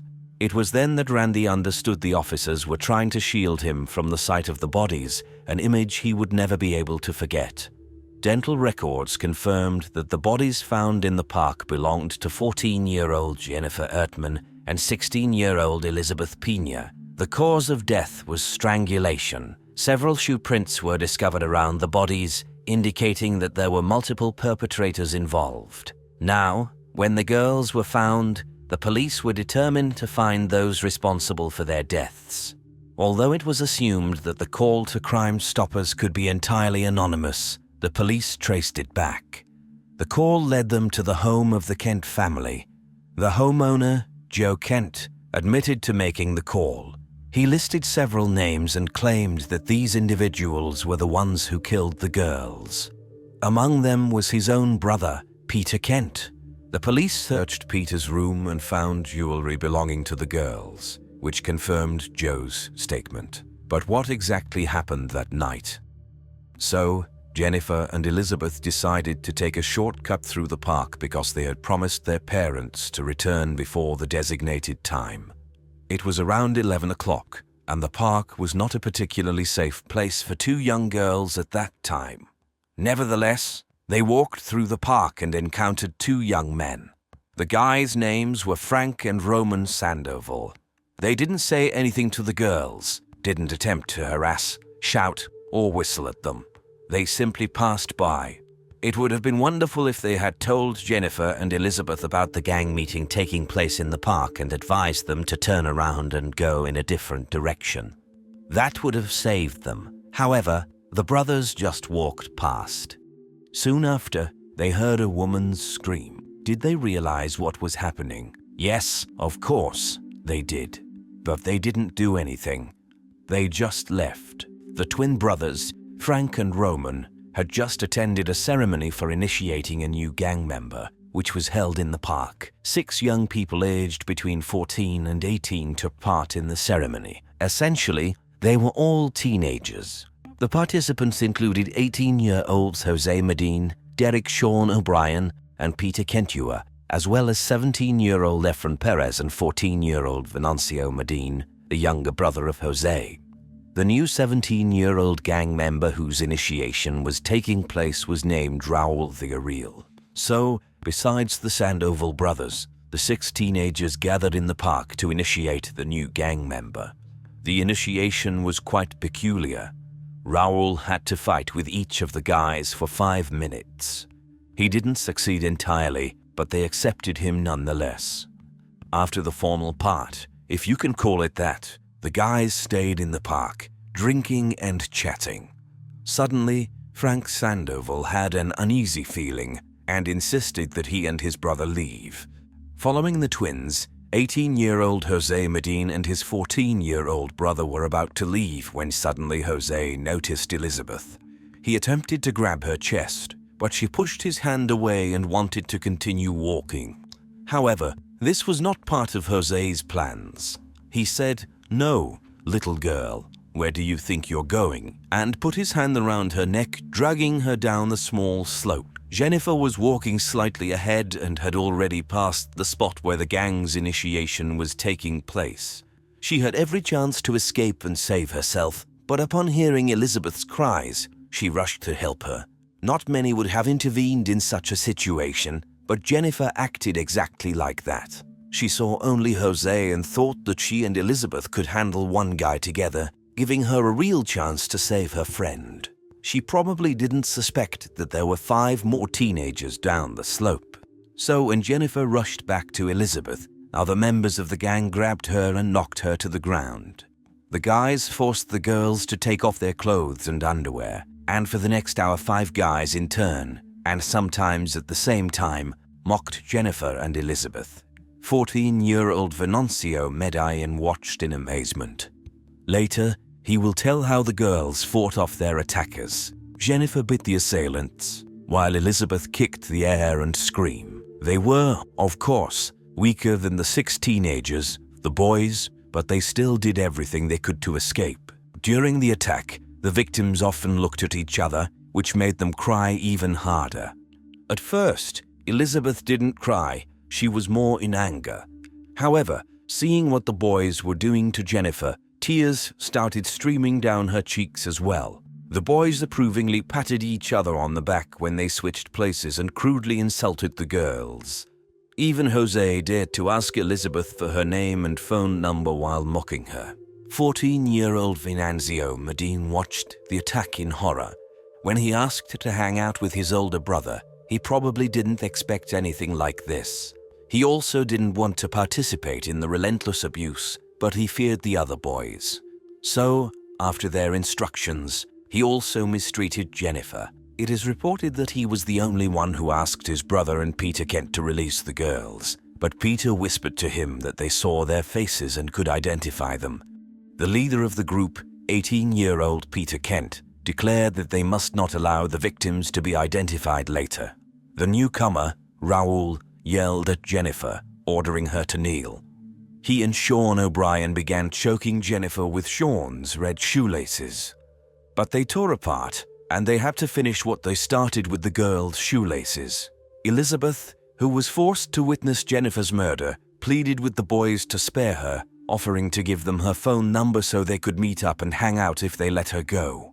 She did and said everything she could to save her life. However, it didn't work, and Elizabeth made one last desperate attempt to escape.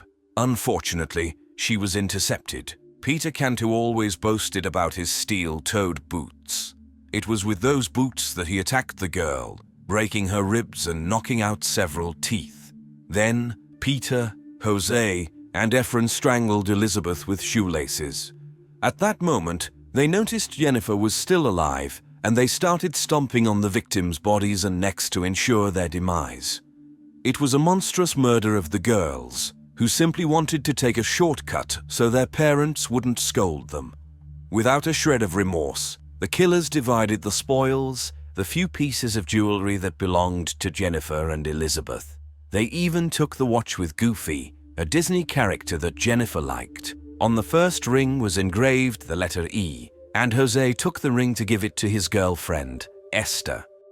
After committing the crime, several boys went to Peter's place, where his brother Joe and his 16-year-old wife, Christina, were present. Christina noticed that they were covered in blood, disheveled, as if they had just been in a fight. They threw the bloodied items at her and ordered her to get rid of them.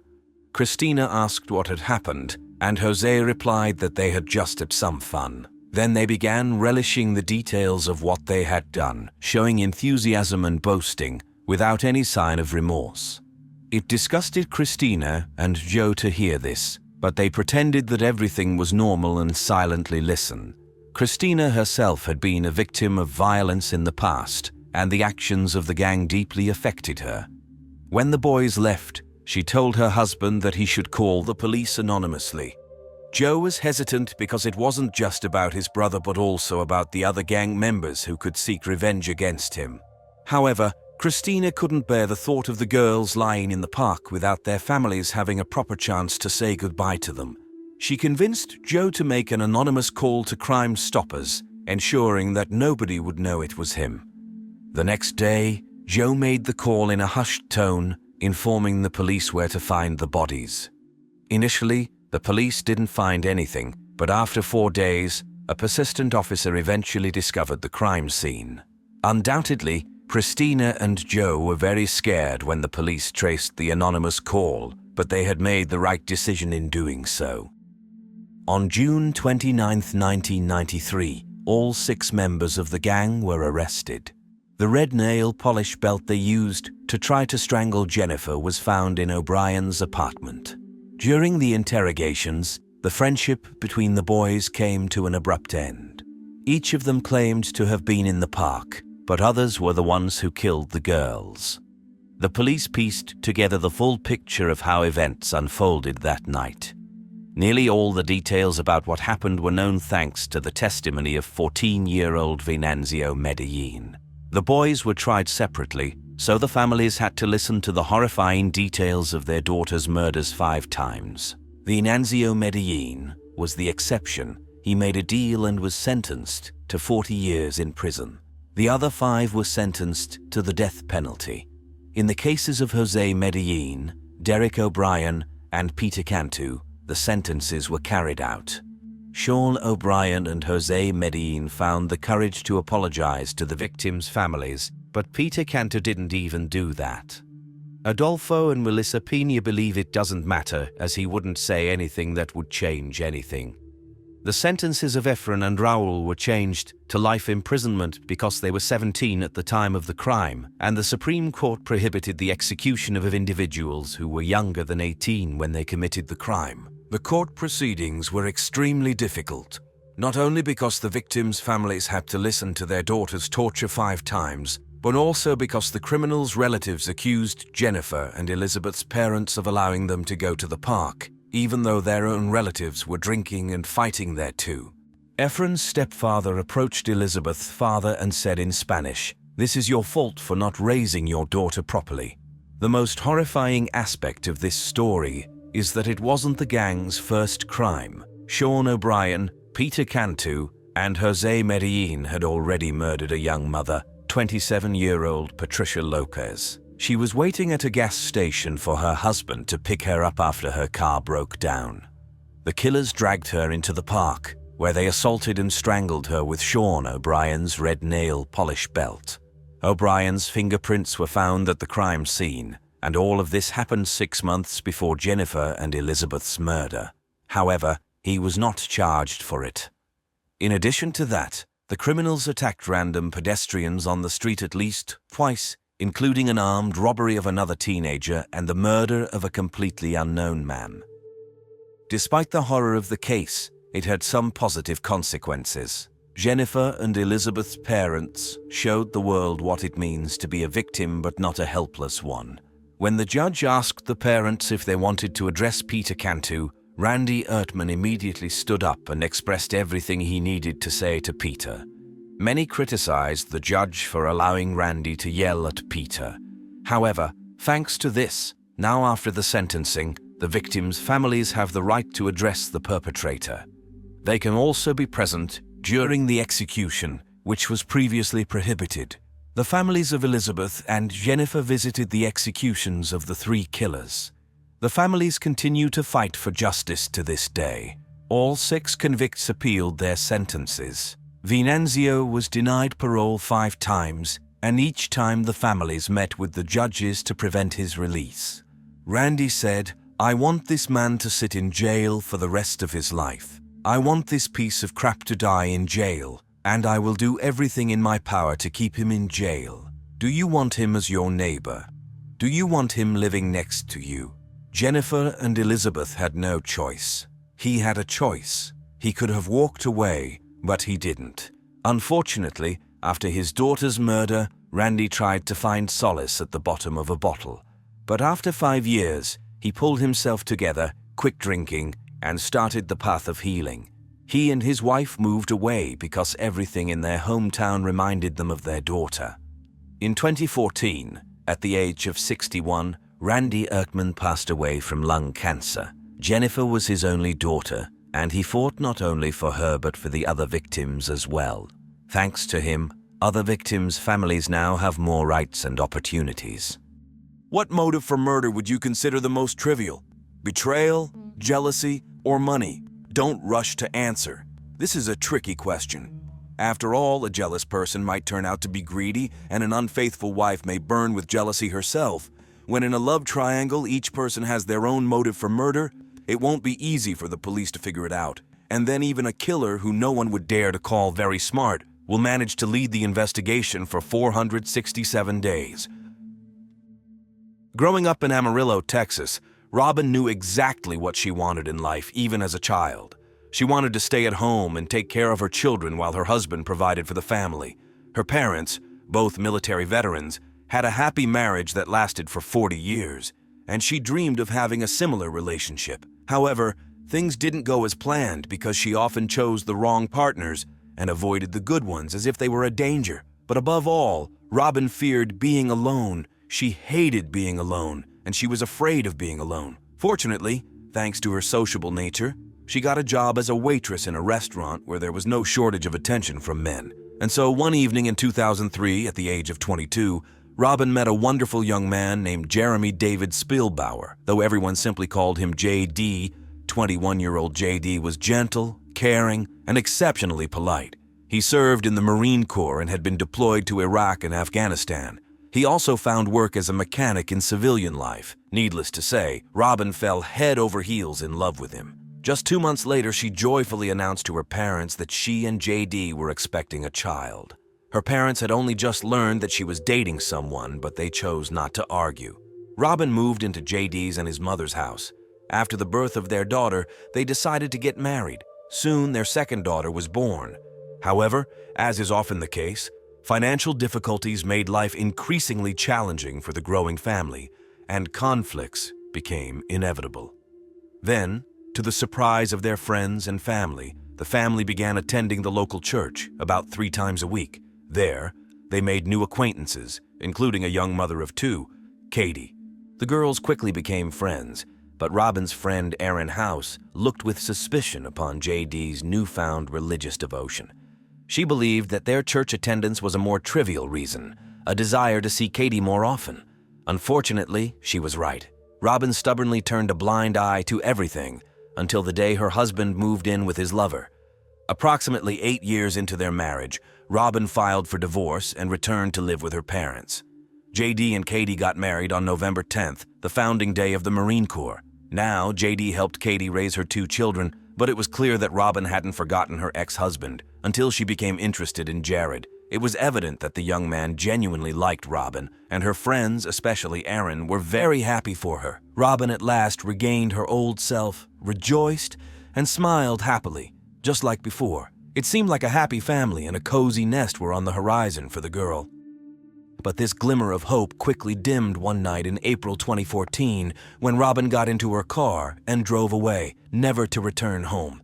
On the morning of April 8, 2014, Robin's mother noticed her daughter was missing. She assumed that she had stayed with one of her friends, as she had done in the past, and felt somewhat irritated because she needed to go to work and didn't know who would take her grandchild to school. At that moment, it didn't even occur to her that something might have happened to her daughter. On the same day, around noon, a local businessman was driving on the highway when he turned onto Helium Road, and 3 girls ran towards him shouting, "She's dead! She's dead!" The man contacted the rescue service after the girls told him that they had seen a black Chevrolet Tahoe with a girl lying near the rear wheel. She wasn't breathing and wasn't moving. The officers who arrived at the scene concluded that the poor girl had been there for several hours and had suffered a blow to the head with a blunt object. She had no identification, wallet, or phone with her. However, the license plate of the vehicle helped identify the victim as Robin Spielbauer. Robin's parents had to break the terrible news to her daughters and her ex-husband. JD couldn't believe what had happened and couldn't hold back his tears. He immediately went to the family to support the children and his former in-laws. At the same time, the investigators were examining the crime scene. One unusual detail they noticed was the damage to the car's glass. The rear right door's glass had chips and bright pink paint marks. What did this suggest? It indicated that someone had struck the car's glass with a heavy and pink object. However, the detectives had no idea what significance this discovery would have in their investigation. Therefore, they began questioning Robin's acquaintances. Her boyfriend Jared stated that after work, he went home, played video games, and went to sleep. JD also claimed that he was at home, had 2 glasses of beer, and fell asleep. He hadn't come anywhere near Helium Road that evening and had no idea where Robin might have gone, why, or with whom. However, his phone told a completely different story. According to his text messages, he and his ex-wife were planning to meet that evening. The man had to admit that his wife had gone to her friend's place with their son. He had arranged to meet Robin at his home to discuss their children and wanted his uncle to be there in case his wife returned early. However, he forgot about the meeting and simply fell asleep on the couch after his uncle left. He woke up shortly before 10 p.m. with a strange, oppressive feeling. JD messaged his wife and his uncle, asking if everything was okay. At 10:18, he also messaged Robin, but she didn't respond. He tried calling her, but it went to voicemail. Just a few minutes after JD called his ex-wife, Katie arrived at the house. JD's uncle, who had returned to calm his agitated nephew, confirmed that she arrived around 10:20. They talked for a bit, as JD was still feeling uneasy. The detectives noticed that JD seemed to be trying to hint at something and directly stated that he was raising many suspicions. In response, the man claimed that he had his own suspicions but didn't specify what they were. The investigators had no doubt that JD was hiding something, and as they delved into his life, they discovered what it could be. JD had been married to Robin, but he had an affair with Katie. He then divorced Robin, married Katie, and started a new affair, this time with Robin. JD claimed they maintained friendly relations for the sake of the children, but Katie suspected there was more between him and his ex-wife. JD and Katie argued nearly every day, and Robin found it amusing. She wanted Katie to take her own medicine. The 2 women fought for a man they both considered a traitor, and what made him worth fighting for remained a mystery. Robin's friend Aaron even recalled an incident in 2013 when Robin came to Katie's house to pick up the girls. Katie grabbed and pushed her down the stairs, climbed on top, and started beating her. Robin managed to push her off. When Aaron heard about this, she warned her friend not to be alone with Katie because she was one of those crazies who could kill her. 5 months after that fight, Robin was dead. The investigators, of course, spoke with Katie. She admitted not liking Robin, but claimed she never threatened her. However, she stumbled on the same issue her husband did, her own text messages, and not just 1 or 2 messages. In the 4 days leading up to the murder, Katie sent her husband 336 angry messages. It was clear that she was furious and struggling to find a way to vent her anger. Less than an hour before the murder, she sent the following message to her husband. My dreams of a happy family have evaporated. I won't force you to continue bearing this burden. You started it, whether you want to believe it or not. I will end it." Statements like these, in the eyes of the investigators, turned the jealous wife into a murder suspect. However, Katie had not only a motive, but also an alibi. She and her son spent the evening at her friend Savannah Guinness's house.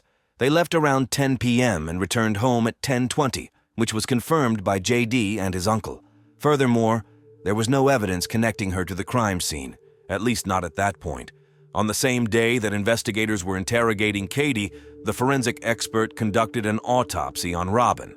At the crime scene, it appeared that she had died from a severe blow to the head with a blunt object, but the autopsy revealed something more. A .22 caliber bullet had been fired into the back of the victim's head. Now the police began searching for the weapon. Robin's parents, who lived just a few houses away from Katie and J.D., watched as the police conducted a search in their former son-in-law's home.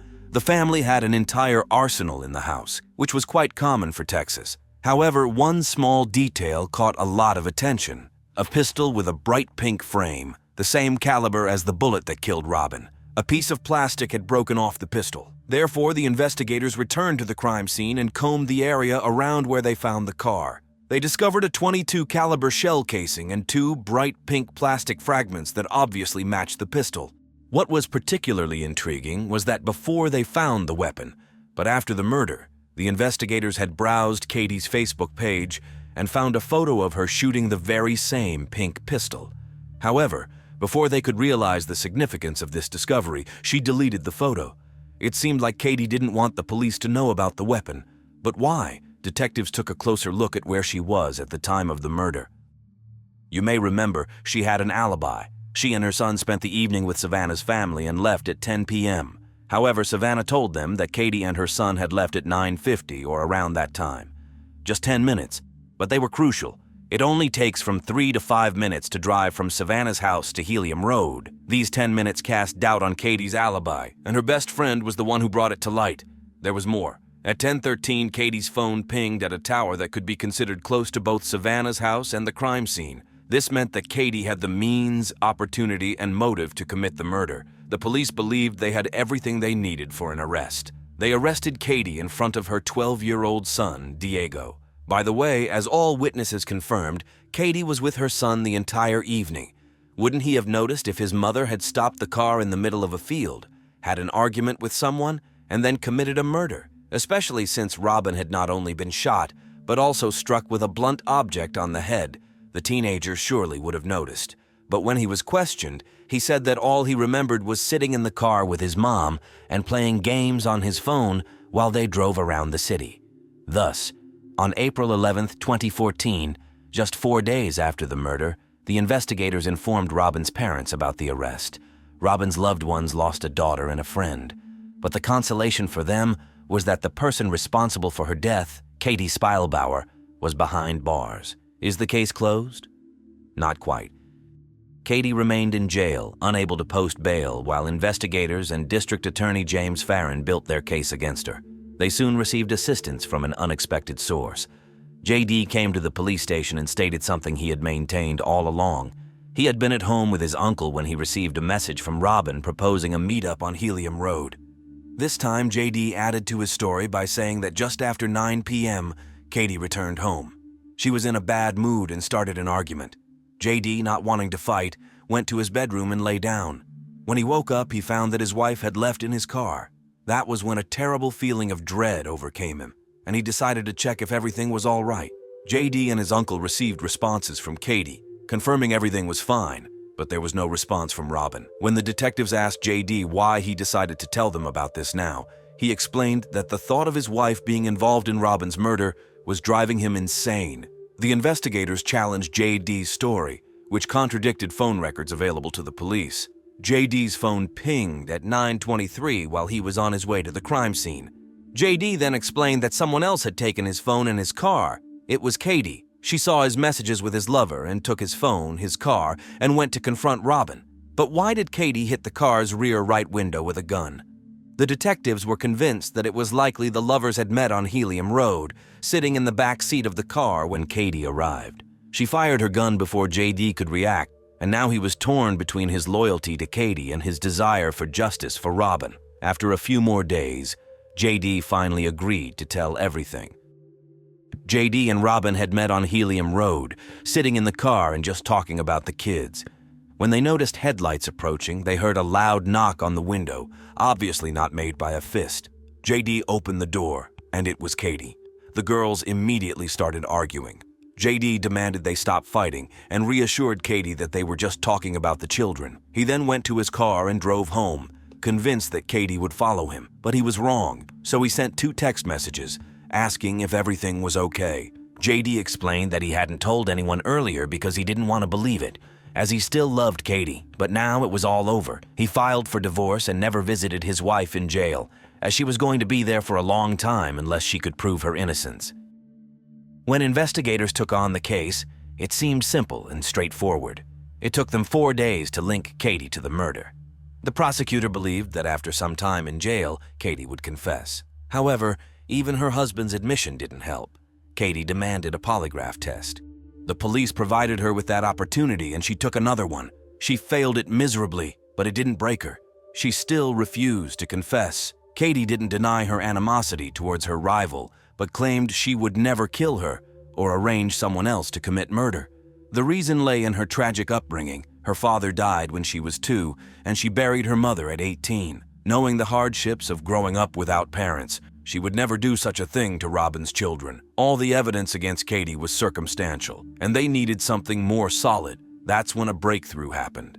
In the prosecutor's office, someone mentioned a case where smartphones could leave digital footprints when connecting to Wi-Fi networks. Katie's phone had its Wi-Fi turned off, but her son Diego's phone had it on. This meant that investigators could track Diego's every move and consequently that of his mother that night. Since all the witnesses consistently stated that the teenager was always with his mother, tracing Diego's phone could lead them to Katie. The prosecutor instructed his assistants to obtain this information, and it took months to do so. When the data was finally acquired, the prosecutor met with Katie. By that time, she had spent 467 days in jail awaiting trial. The prosecutor told Katie that he considered this information the final piece needed. He was confident that it would send her to prison for life, but it turned out to be the key to her freedom, allowing her to reunite with her children. She couldn't believe it, breaking down in tears due to the overwhelming emotions. She admitted that during her time in jail, she had harbored the darkest thoughts, fearing that if she were found guilty, she would have to be carried out in a body bag. She would prefer her children to believe their mother had passed away rather than having her incarcerated for murder. Suddenly, with the snap of fingers, she was free. Within hours, the case against her was closed, and she was released. A happy ending? Not quite, as if Katie was innocent. It meant that someone else got away with murder. The prosecutor publicly admitted his mistake. He realized that JD had outsmarted him simply because everyone underestimated him, believing he wasn't clever enough to orchestrate a murder. Although there was a small arsenal in his home, he chose the pink gun, which often jammed after the first shot, solely because it belonged to Katie. He could have disposed of it in the desert where it might never be found, but he brought it back home. Moreover, surveillance cameras captured a car similar to his near the crime scene at approximately the time of the murder. Although the face and license plate weren't visible, investigators were convinced it was JD behind the wheel, and no car remotely resembling Katie's was seen there. But the most significant lie he told was not about the night of the murder, but his past. JD had never served in the Marine Corps or any other military branch, nor had he been to Iraq or Afghanistan. All those stories were fabrications to impress women like Katie, whose parents had military ties, something that spoke volumes about his character. The prosecutor was certain that at some point before Robin's murder, she had told JD that she had met someone else and they would no longer be lovers. Additionally, she had expressed her desire to finally receive full child support payments. JD's scheme was simple: kill Robin to get rid of her, frame Katie to eliminate her as well, and then remain financially stable while finding a younger and more agreeable girlfriend. This would solve all his problems. However, the prosecutor hesitated to press charges, and 9 months later, Robin's mother called him. It turned out JD had asked her to do him a favor and buy him a ticket to New York, claiming he needed to go there for the weekend. Presumably, he planned to flee since it was just a short distance from New York to the Canadian border. This prompted the prosecutor to take action, but an arrest doesn't equal a conviction. That's why he took another unexpected step by inviting Katie as a witness in the case. The prosecutor was confident that his earlier mistake would now help convict J.D. Robin was killed with a pink gun, and either J.D. or Katie had to be the murderer. It was certainly not Katie. The defense argued that if Robin had been severely beaten and then shot, it pointed towards Katie as the perpetrator because both actions could have killed her, suggesting the murderer was in a state of rage. Moreover, J.D. couldn't have framed Katie easily because he wasn't smart enough for such a plan.